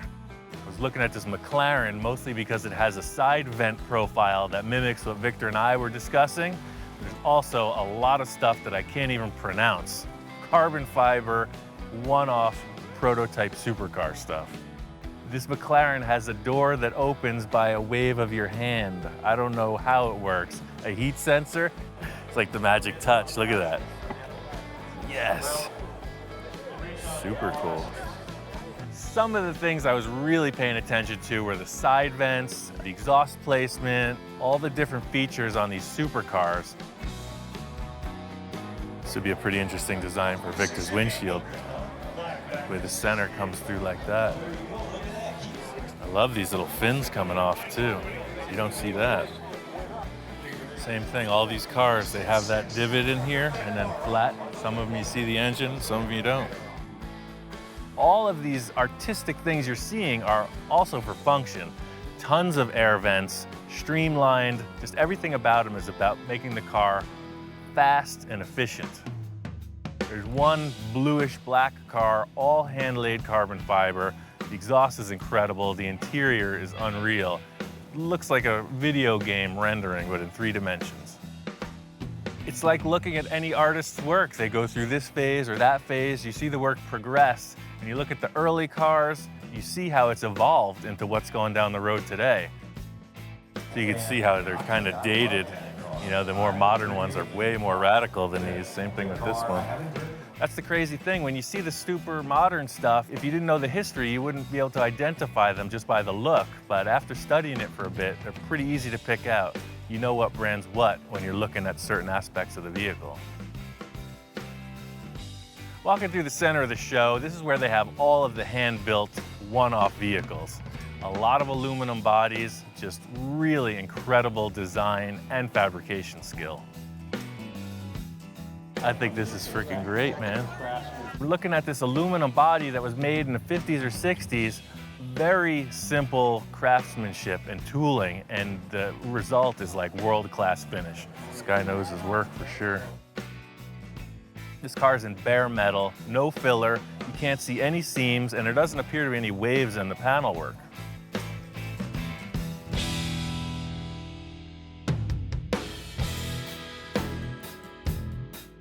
It's really about trying to find something unique. I'm looking for the oddball.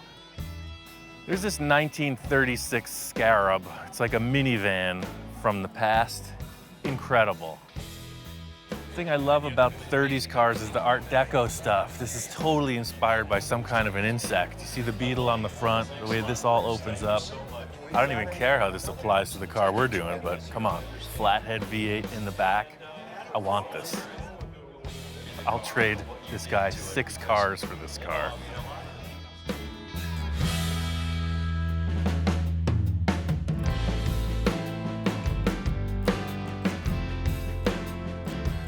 Walking through the classrooms here, you can see they are heavy on theory. Sketching, illustration, the whole deal. It's all about ideas. The Art Center is all about the new young talent, and I'm kind of scamming in a little on that. Checking out the classrooms, looking around, see what all the hot young designers are up to. It's really about trying to find something unique. I want something that's completely unidentifiable and like hypnotizing. I'm really charged up. I got a million ideas. I took a bunch of pictures I want to share with Victor. I think we're ready to get started on this build.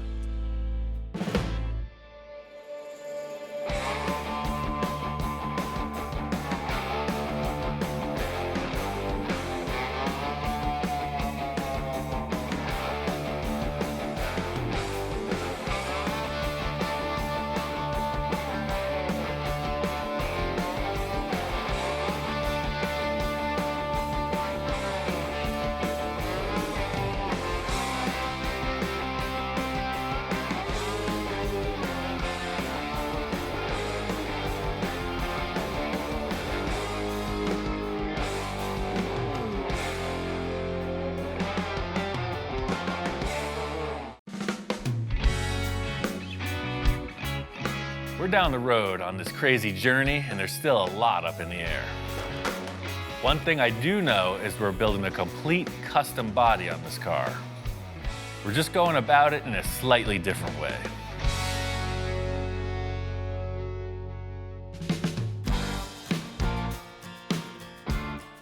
Moved into a new lab, got a new workshop. The whole idea with this room is that you have plenty of clean floor space. One of the biggest challenges in everywhere I've worked is that there's always stuff, and I'm always trying to decrease the stuff. I got my tools, I got my dog, I'm ready to rock. The whole idea with getting this in the room is now we are in the artist studio. I got the car up on these little roller dollies. We can spin it around, get up high, down low, nothing in the way. Because really, that's it. You gotta have that line, you know? It's gotta look good. Victor and I were up at Gene Winfield's. He had a whole bunch of fiberglass bodies, and I knew we had to go in that direction with this car. But Gene was molding cars that already exist, like a 51 Merc or a Ferrari F40, but we don't have that option. We have to create the car first.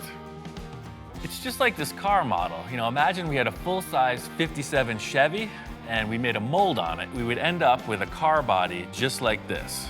We have to create our car body first. The cool thing is we can use any car part we want. We can customize it, hand shape it, whatever. It just has to be strong enough to build a mold on. We can move fast. We can make changes on the fly. We've never done anything like this before. I'm super excited. It's just gonna be a ton of work. The whole idea with setting up the car in the shop like this is it's gonna be a big debate between Victor and I as to how it turns out in the end. Set up these fenders just as a representation of something over the rear wheels.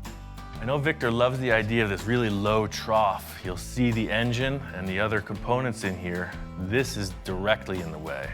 First things first, I want to get into the rear portion of this design. Because it's a mid-engine, we both want to show that engine off, and there's a bunch of stock sheet metal I want to get out of the way, come up with some concepts for the back end. So this is an element of structure. I'm just going to make it look way cooler.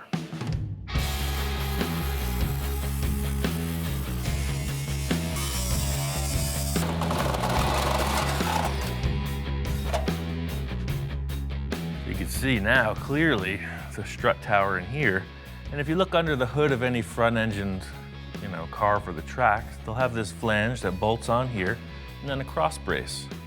So already you can see it's just, when you're looking at the engine, it's way better than looking at this big divider wall. What do you think?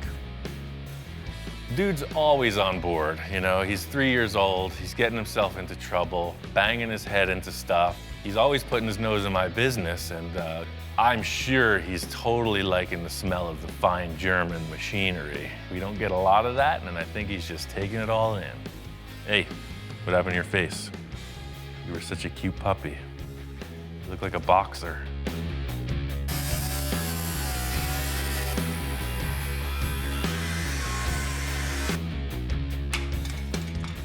Getting all this metal cut out of the way, it's exactly what I was looking for. The engine will be exposed, but now I gotta put some structure in there, and I got a couple ideas how to make that happen.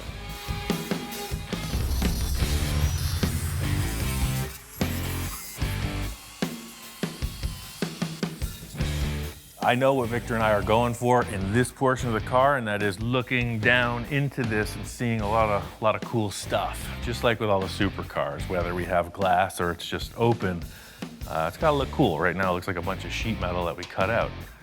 Try to schnazzy it up a little. Now that I got all this metal cut out, my idea is to put in like an upper strut support.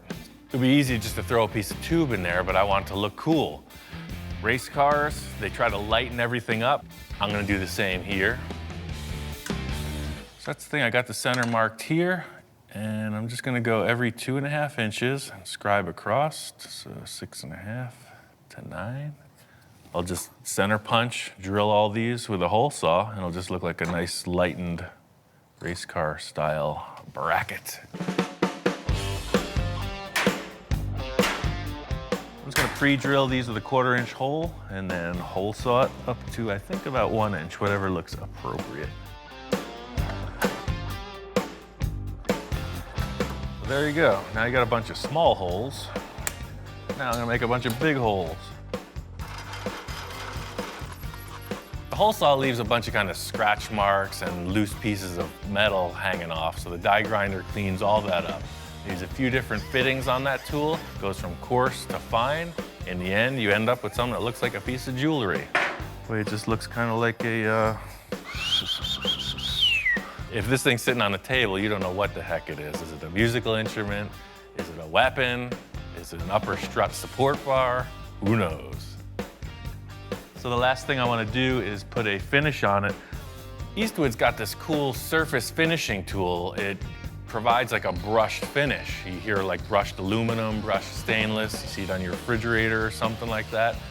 And I'm going to use that on this piece of tubing. That is pretty cool. Now I'm just going to weld it into the car, figure out how that floor area is going to be raised up. This piece needs to be super strong, so I made these gussets so I could weld them in on each side of the shock towers.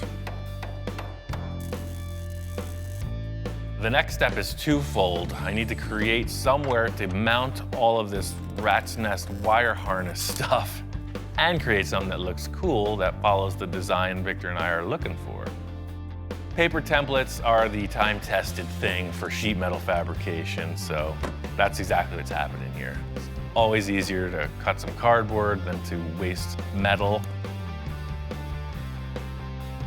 You got a little something hanging off your chin there. I love the idea of what we're doing here. It's because my thing with any hot rod is you got this big giant engine, you're seeing mechanical stuff. And that's what we're doing. We're chopping the car down so that the engine components can transfer to the outside of the vehicle. And that's cool. Just laying this cardboard in totally cleans up the rear view of the car. I'm pretty sure this floor shape's a keeper, but I need to come up with some kind of representation of how the walls are gonna turn down from the fenders. Within my 3,000-pound paper folding machine, it's always easy to pick out what looks terrible. You just gotta figure out how to sweeten it up, and that's exactly what this envisioning tool is going to provide. Ready to show this to Victor. We got a lot to discuss about the designs in this rear end. Ian. Hey, man. You found the place. Yeah, I found it, man. What's going on? Wow, place looks good. Oh, yeah. That's the thing I was saying, you know, new building, new project. You know, I walk into the new shop, man. Ian's like all peppy, ready to go, just like he's inspired again. And now I'm starting to get inspired, going, hey, move over. I'm coming in. That looks good. The lines are lining up. Yeah, it's all just kind of concept, you know, something to discuss. Aside from it looking so cool with structure, you know, these are springs under here. They're gonna wanna fold in. So I just support it like you would any race car, right? Came in with some gussets, really grabbed that. Ian just telling me all this stuff, and I'm not really like taking it in. I'm like looking at the car, starting to focus on what else could we do to this thing. And he's talking and talking, and you talk all the engineering you want to talk. I'm thinking design, baby. I love that you got it down low. This Boxster was round. Exactly. Now we could achieve, you know, whatever vents or take the points down. You know, all this aside, all we have is some structure back here and this surface height. We need to figure out what the look of the back of the car is. You know, you're describing some kind of sculpted thing. All I've established is measuring points. I mean, I can't do anything more until we figure out what the look is. You know, what the heck is you bring in for this part? The mistake Ian made was he said, hey, you could bring anything you want. So, I mean, you can't tell me that. It's another piece to this puzzle. You know, 911 Carrera bumper. Okay, I thought it was something you picked up off the street. Oh, I see, yeah. Porsche 911. It's a little concerned because he brings in a Porsche bumper. We're working with a Porsche. We're trying to make something that doesn't look like anything out there. So, I don't know. I'm a little skeptical. I think it's gonna be too wide, but hey, you know what? What else is new, right? Well, it's exactly what I'm doing here. Just stacking stuff and seeing what works. And Wow, that's freaking wide enough, man. Look at that. You know what? That thing ties right into the depth of the tires and everything. Completely. I mean, it's one thing to just say, oh yeah, it's a Porsche, it'll fit, but you got these massive tires and it actually works. Once we put this thing up, it was like a revelation. It fit. To just put a replacement Porsche part on it seems like not accomplishing anything, but this is completely different than any Porsche that I've seen. I mean, already I'm seeing lines coming off of this that make the whole back of the car start to appear. I don't know what you're seeing, but I see it's looking now pretty from cool. this point, watch, stand here, I'm gonna show you what I see already. Now as you come in here, guess what? These are rolling. Guess where this fender's going? Straight to here. Look at this. Look at how this. This is like a whole imagination station. That's exactly what it is, you know? It's like, imagine if we could do this and it felt like that, but it was more like this, etc., you know? He comes up with this dialogue and I cement some kind of a tangible thing and then we modify it. What if we just took the Boxster fenders and just mocked them up? Maybe that curved shape can benefit us. You're right. I brought everything from the other shop. They're right here. If we're gonna go with this Porsche bumper, it's very round. It's in direct opposition to the faceted edges on this Sterling body. It's got me thinking about a couple other ideas. So you can see it's curved. It definitely takes over from that, but if you put it on, oh, look at that. Wow, that's ridiculous. It matches the diameter of the tire. Look at this thing, huh? Look at this, huh? That's pretty crazy.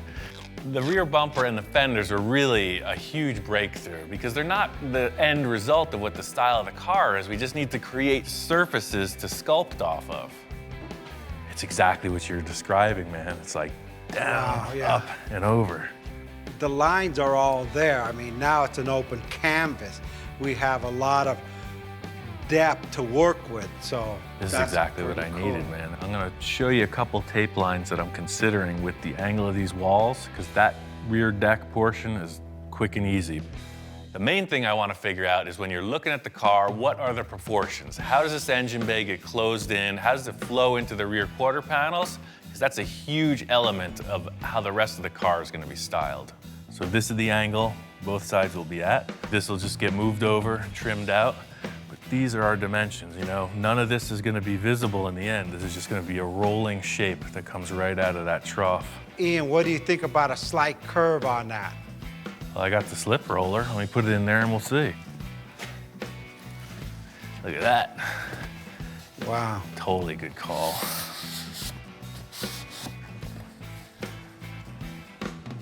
Oh yeah, that changed it from being a file cabinet to a sports car, man.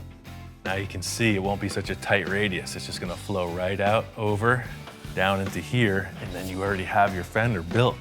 This is exactly what I needed. I was looking for that new thing that I had never tried before, and Victor's going all in on this. It's starting to turn into something really awesome.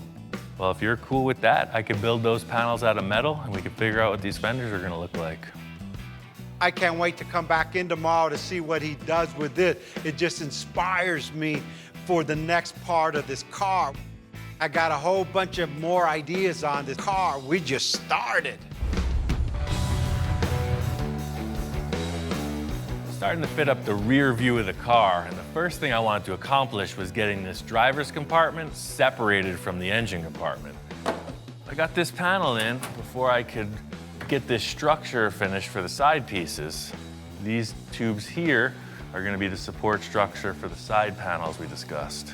Victor's bumper idea, I think, is perfect, but what I had to do was suspend it and center it. I came in with some 3/4 inch steel tube and a bunch of small pencil rod, and now the bumper is mounted.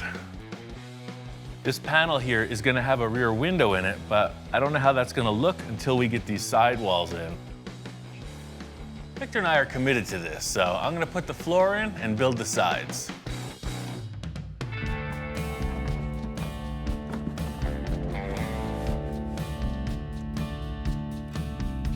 I was thinking about some kind of access hatch here with a hinge, pretty techy to build.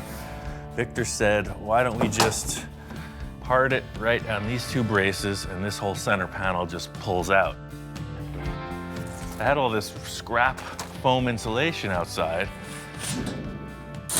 And by setting that up on the insulation, you can just run the jigsaw right through it.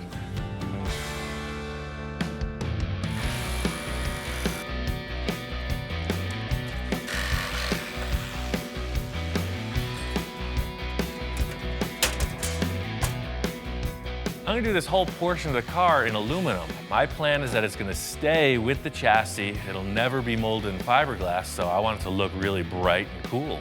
That's it. Piece of cake. So for now, these are just gonna get screwed down. It may hinge later, I'm not sure.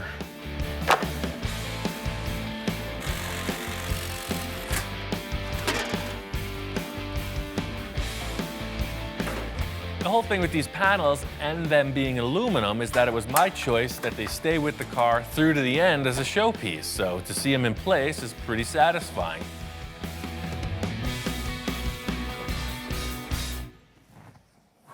Just can never, I need like a holster for my magic marker. Like, whoosh. That's it, I'm taking applications now. Anyone familiar with leather work or anything like that? I'm looking for something size quadruple X. Quadruple X so I can grow into it. My senior years. That looks pretty good. I think to set this thing off, I really want to rivet it together. It's going to give it a real industrial strength race car look. But because this is a concept, I'm just going to mock them up with these self-tapping screws. It's a perfect starting point because the hole will later just get riveted back together. There's the last rear pan where the bumper goes. It's just going to slip right in underneath the other one. I know that this is not the finished product we're looking at, but you gotta start with a good base, and that's all this is. This is a background for whatever enhancements Victor comes up with.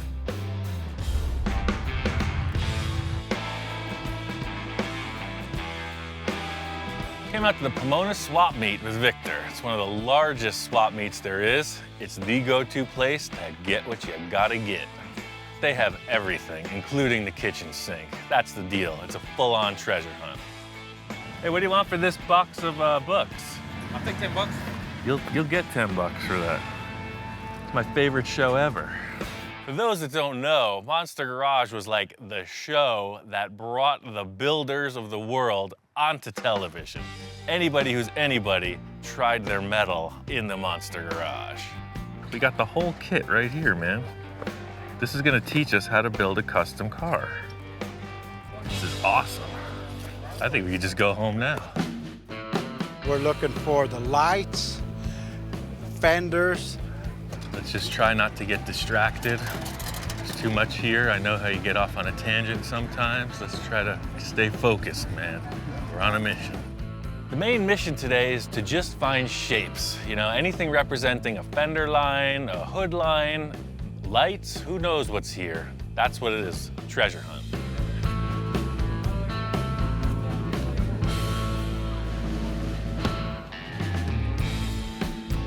Now you know where I get all my crazy stuff. Yeah. This is like one of my main places to find all these parts that will fit any car that I got. Or I any like car how that- professional their labeling is. I mean, definitely hit a few walls with that spray can style, man.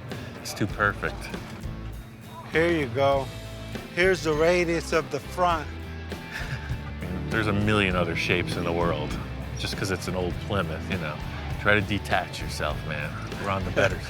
Remember, we make old things back in the new things, and hey, that car would love to be a supercar. Yeah. When it grows up, it wants to be a supercar. I know when we get back to the shop, I'm gonna see that next to it. Check this out. I could be Ian Jr. That one's even better than mine. How do I look? Can't get distracted, man. Stay focused. This is my music, Pink Floyd, Led Zeppelin. How much are the gauges? Check out that Manny Moe jack. Hey, Dan, how you doing? I'm Victor. Hey, I know that you want 1,200. All I got is 800 bucks. I know I'm rolling the dice here. What do you think? No. 9, no? All right, well, we tried. You gotta stay focused. Don't get distracted. No kidding. Hey, I still am a collector of fine art. I know. Victor's hearing what I'm saying. He's on the lookout for fenders. He's calling me over. He says he's got something. There you go, Ian. Check this out. He pulls out these round fenders. I don't think he knew what they were. Right away, I spot them. How much do you want for the fenders? 60 for both. 60 for both? That's a good deal. The last thing Victor wanted was a Volkswagen involved with this car. Remember, we got rid of the whole chassis. Now he's picking up a couple of VW Bug fenders. He's going right back to where he started. So those are off a Volkswagen Bug. You said you're trying to get away from the VW stuff, but you know, I'm all about it. Well, I don't know. You don't want Volkswagen, you want a supercar, and then you're pulling out Volkswagen parts. It's like, just because I say anything goes doesn't mean anything goes. I'll pick it, you make it fit. That's not my problem. We've already discussed that. Yeah. Not only that, but walking around, we're in our element. You know, a lot of people who watch the show recognize Victor, and some of them even recognize me, which is even cooler. Man, I like your program, man. Thanks, glad you like it. We're here looking at Hey, you know, Victor. I own a nursery too, man, like you, man. Where at? Maybe we could do business. Probably Central Glamis area. Oh, yeah. Okay, what do you got? You got a lot of native stuff? Desert stuff. Oh, no. All right, good. We'll do business. We even trade cars. We get can my even wife trade right some now. cars. You made my day, man. You made my day. Right on. That's what we're here for. Well, we got books, we got gauges, I got a hat. We got everything but the fenders, man. Bottom line is, this isn't about the world's greatest swap meet quest. It's about building cars. We gotta get back to the lab.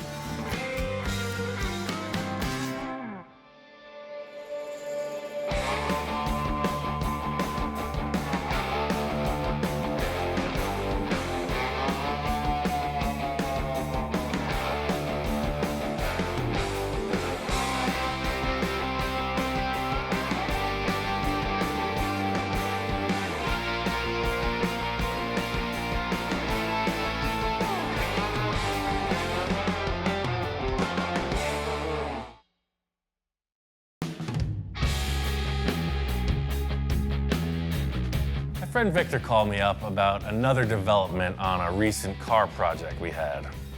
I said, hey, Ian, the Grand Nationals is coming up in the next couple months. It's one of the best shows in California. We need to get the T-Bird in there. He says, yeah, that's a good idea. Let's do that. Victor's been a client for a long time. We made this bubble top T-Bird show car thing, full custom body, skirted wheels, hydraulic opening, clear plastic bubble top, just crazy, futuristic show car. Once I started thinking about Grand Nationals, I said, hey, we need to change the look of this car slightly. So I said, hey, Ian, do you mind if we blow another bubble? His eyes like lit up and go, I don't know if it was a sign of happiness or a sign of, oh, shoot, what's this guy get me into this time? Trying to create this clear plastic bubble top was a crazy ride.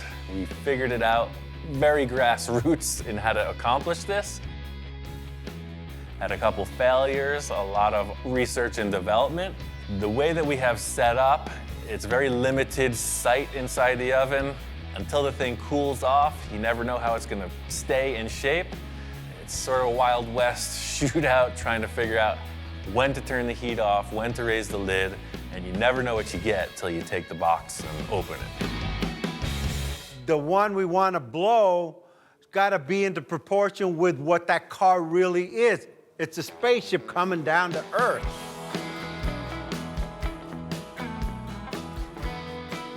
This is Victor's mode of operation.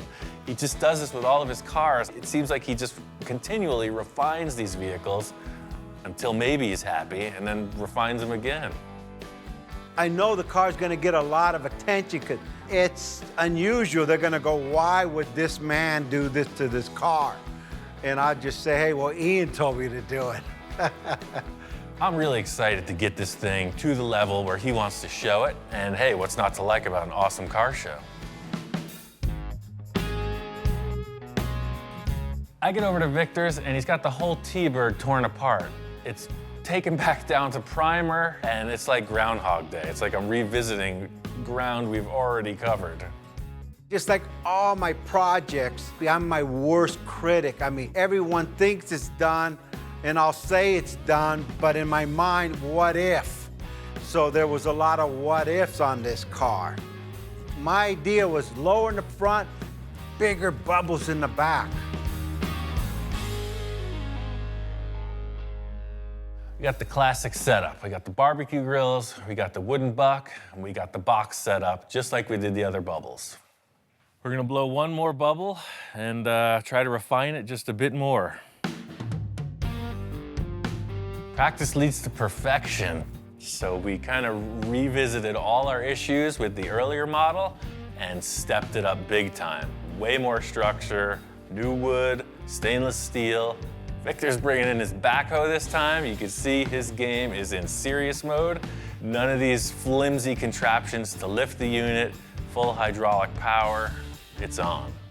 At this point, all the preparation is prepared. Nothing to it but to do it. Light this thing and let's get it on. It's really hard to compare this to anything else. It really is more a leap of faith than any other contrived recipe. I know the scenario that goes on. You heat the plastic up and you get a shape, but none of them have come out the same, so I don't know how to dial this process in. I just know we get some kind of result every time. All right, everything's on low, box is shut. Victor's the main cheerleader in this event. He's convinced that it's gonna happen, but I'm trying to come up with a defined result. That's the real challenge. Are we ready to fire her up or what? And I said, well, let's go for it. And go, go, go, go, go. And he said, slow down. I said, no, Ian, we already know how you've already done 3 or 4. This one should go easy. Well, we got kind of a weird issue. Look how wrinkled up it's getting. You know, we rebuilt all this and insulated it so good. It's on low, and we're already at target temperature after 15 minutes. He's got his little heat measuring mechanism or device, you know, going all around. He goes, oh man, this thing's heating up too fast. This is where the alarm bells start to go off. When you change one thing, you change everything. We refined the whole unit, and now all the calibration is off. We're at 330. Sides, though, where we really want it to come up are only at 320.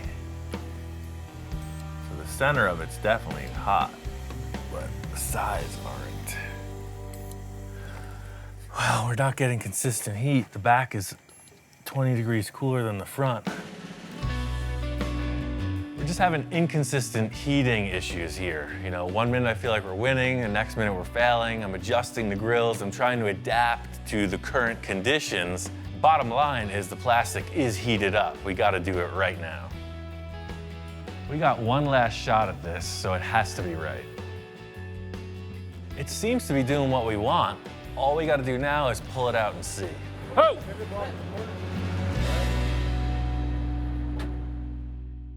Captain, did we get it? We maximized our potential. Just leaving it up here for a few. I'm gonna let this thing cool down. It's good. It just the top bubble needs to go in just a little. You want it to be a little bit smaller? Yeah, a little bit smaller on the top bubble. Everything looks good. Victor is looking it over. He wants the front of the bubble to be a little bit smaller, so I gotta let some air out of it. Yeah, I think it's about there.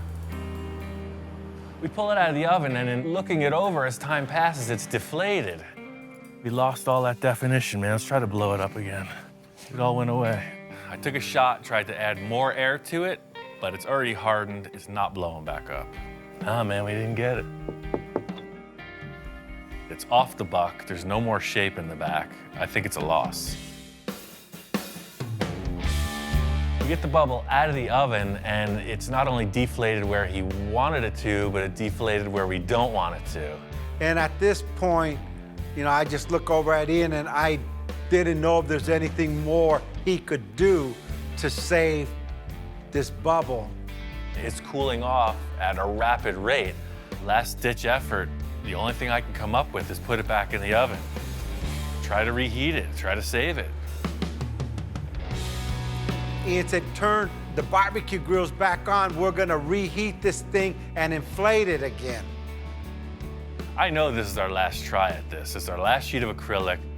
I'm not giving up. We gotta get this.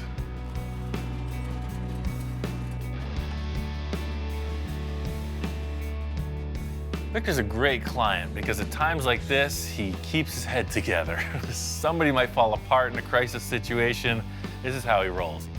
I'm that guy that just thinks these crazy things up in hope they work. I mean, I'm even crossing my fingers now.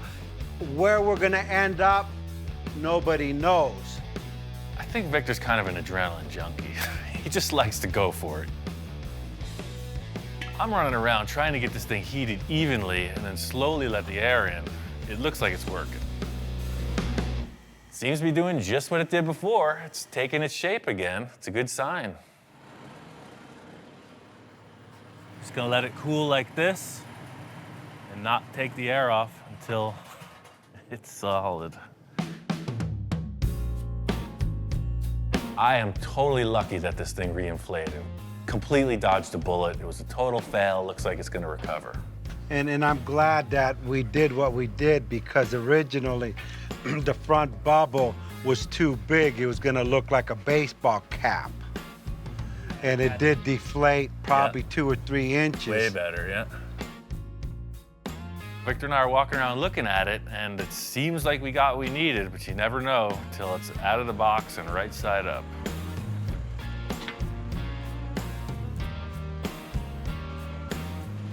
Victor's got his measuring tape, getting all science on it.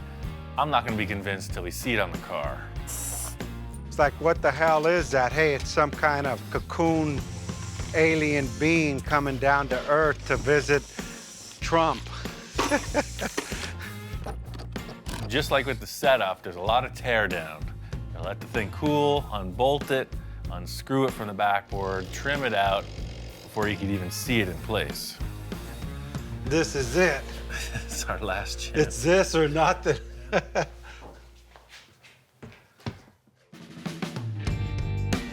We go and put it on top of the car. No one says nothing. It's like, I didn't want to look at him. He didn't want to look at me. This is a really crazy shape. Bringing it in next to the car, checking it out, it's definitely wild. I just don't know if we need it that wild. Firstly, we're trying to create this unique shape that no one's ever done. And secondly, we're trying to make the car look better for it. So it's kind of a twofold approach. The ribs I love, but to me, the car's got a flow. The back flows, it's a little high on the front. I'm not sure it's working. And I said, Ian, you achieved what I wanted you to achieve, but it doesn't go into proportion with the car. It's flowing in the back. To me, this should be coming from this point. Just because Ian wanted a bubble and a bubble and a bubble and a bubble, I couldn't live without he it. gave me all these bubbles, and I'm like, no, I don't know. I have one too many bubbles. Sometimes bigger isn't always better. I mean, it's an amazing plastic sculpture for sure, but it sort of dwarfs the proportions of the vehicle itself. I got an idea that just might remedy the situation. Looking at this latest bubble on the T-Bird, I'm not sure it's working. I got an idea that just might remedy the situation. Whenever he says he has an idea, I don't know what to expect, but I almost know it's a solution.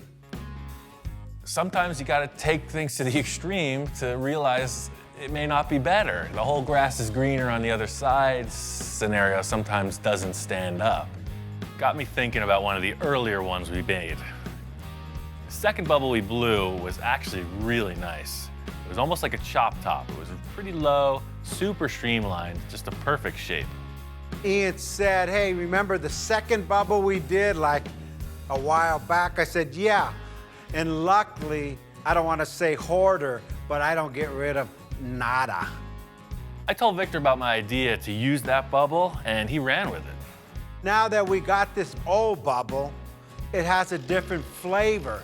Now it even goes more into the spaceship looking kind of deal. So I'm thinking, hey, I'm gonna redo the paint. I call my airbrush guy, you know, the wrap guy. I'm gonna change this thing all up. Victor had some really cool paint ideas, and that just set it off. I'm really looking forward to taking this thing to the Roadster show, just to show off the design that we did on this car, just out of this world.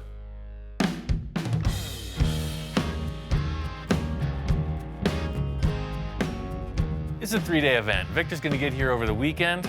I wanted to get here right off the bat. As soon as the doors open, before it gets too crowded, I wanted to check this car out.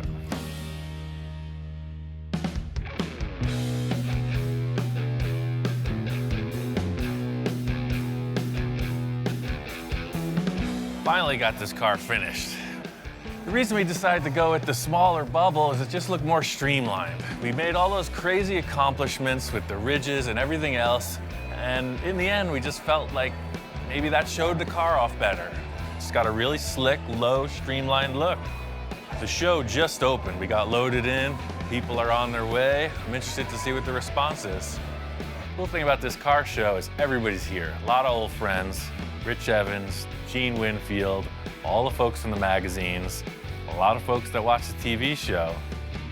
My friend Bill's even here. He's a client I'd worked with on a few projects in the past. He's checking out the bubble top and he's all questions. This looks different than when I saw it. Yeah, he keeps changing it. The main thing people are asking besides what is it is why the heck does it look so different from the prior build on the TV show? The answer is Victor. He's always changing his mind. I hate to say it, but Victor, you keep doing better. Well, that's the thing, he's never done with this thing, so. Looks great. For me, the choice in the bubble seals the deal. This car looks fast, standing still. Victor topped it off with this amazing graphic, the vinyl wrap, and then he candy clear coated over it. The car really looks 10 miles deep. Enough of this T-Bird. I mean, I've freaking labored over this thing for years. It's nice for me to see it complete. I'm here for the car show. I want to see what's fresh and new.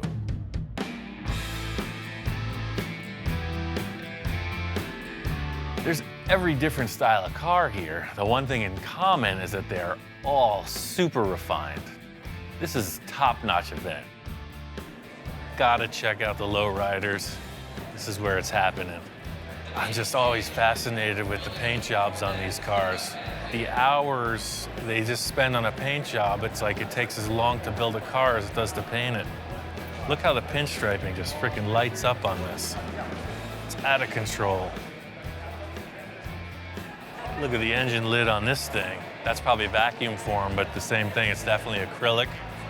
Early blown VW engine. That's freaking epic. It's like a bubble top for the engine.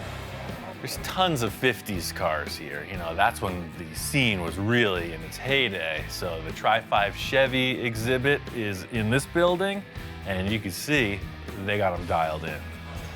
In a room full of Tri-5 Chevys, guess which one I'm looking at? Oh yes, this is my pick.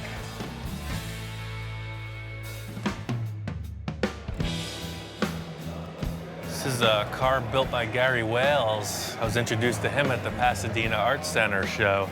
If you don't know his name, look it up. He's incredible. He should have a show, not me. Built these giant vehicles out of antique truck parts.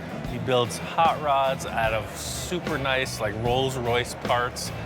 Just incredible craftsman. When I grow up, I want to be just like him.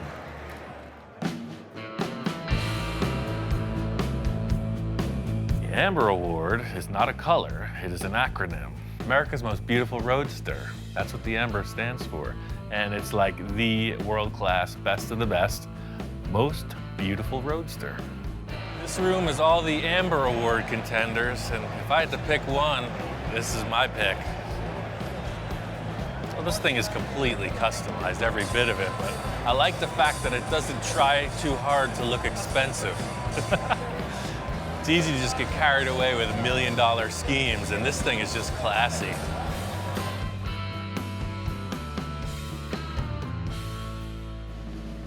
This is what we need more of. Walking around the show, I mean, there's a lot of nice stuff. It's also pretty predictable. I walk up on this one thing and I don't even know how to react. I've never seen anything like it. Whoever built this car is my hero. It's got a bar, it's got a telephone, it's got a chauffeur seat. This is the epitome of pimp styling. This makes me want to dress in a white tuxedo and entertain the ladies. What were they thinking? I need to know what they were thinking when they made this. This is one of those crazy 1960s concept cars. This is from the World of Wheels car show circuit, so it was really just like crazy stuff to get people in the door. So you see this thing on a poster and everybody wants to go to the show. The company that's doing all these restorations is Galpin Autosports. They have a whole showroom. It's like a giant museum of awesomeness. This is the ugliest car Ed Roth ever built. It's the Orbitron. From concept to completion, it changed somewhere, and now it's iconic, fully restored, kind of the missing link in the Roth series. This show is off the hook, top-notch stuff. Pink Panther car made my day. My job is done here. Victor told me to meet him at the shop. He's driving it. And seeing this car in the sunlight, it freaking pops. This thing looks even better in the sun, man. Wow. You don't get it in the building, you know? The freaking thing lights up. It runs pretty good too. I almost got in 3 accidents coming home. I knew I shouldn't have drove it. Check it out. Here's our placing. He said you won an award. Wow. Yeah, we What the won. heck, first place? And hand-built customs. There's a lot of competition in that room. Like crazy. There was a lot of high-end cars there, so I mean, to even place would have been an honor. First place is kind of like, wow. What else was in that class? Well, we were in the honor of Mr. Gene Winfield. True fact of the matter is Gene wins either way. He's the guy that showed me how to do the bubble top, so he takes some pride away from this whole thing too, because it's like, you know, kind of took me under his wing, showed me how it's done, and it's a great car as a result. Hey, I mean, you deserve that, the effort. I mean, you built this thing, what? 4 times. 4 times, well, let me see, 1, 2, yeah, only 4 times. Right. I really am breathing a sigh of relief for Victor, because this is like his payoff, you know, he's all about showing his work. Finally, we get some kind of end to this quest, and he gets a trophy out of it. Thanks for all that help, man. Look at what It's freaking great. we did. You building it, place. me with a little bit of input. Yeah, the thing you have is the tenacity, man. You just keep freaking doing it, you know? When I'm done with a car, I walk away from it. You just keep hammering it on this thing. Now that the car's outside, standing back and looking at it, this top was the right call. That's the thing, it didn't need all those ridges, man. This side profile with the way the windshield area comes in and then it flows right out the back. This is the right call, man. She looks like she's going at a standstill. And then these stainless trims, this is the call. That seals the deal that there was never any doors on the car, man. Looks great. Hopefully we don't see this car a different color tomorrow. Not for at least 6 months, I promise you. That's the big thing about car shows. You get all charged up. You see everybody throwing their ideas out on display, and it just gets me thinking about the next project. I want to get something going to top everything we've done ever for the next stuff. I mean, this car is pretty far out there, man. How are we going to top it? Well, Ian, we got this far. You won first play. All the little stuff we changed on it through its evolution. Now what?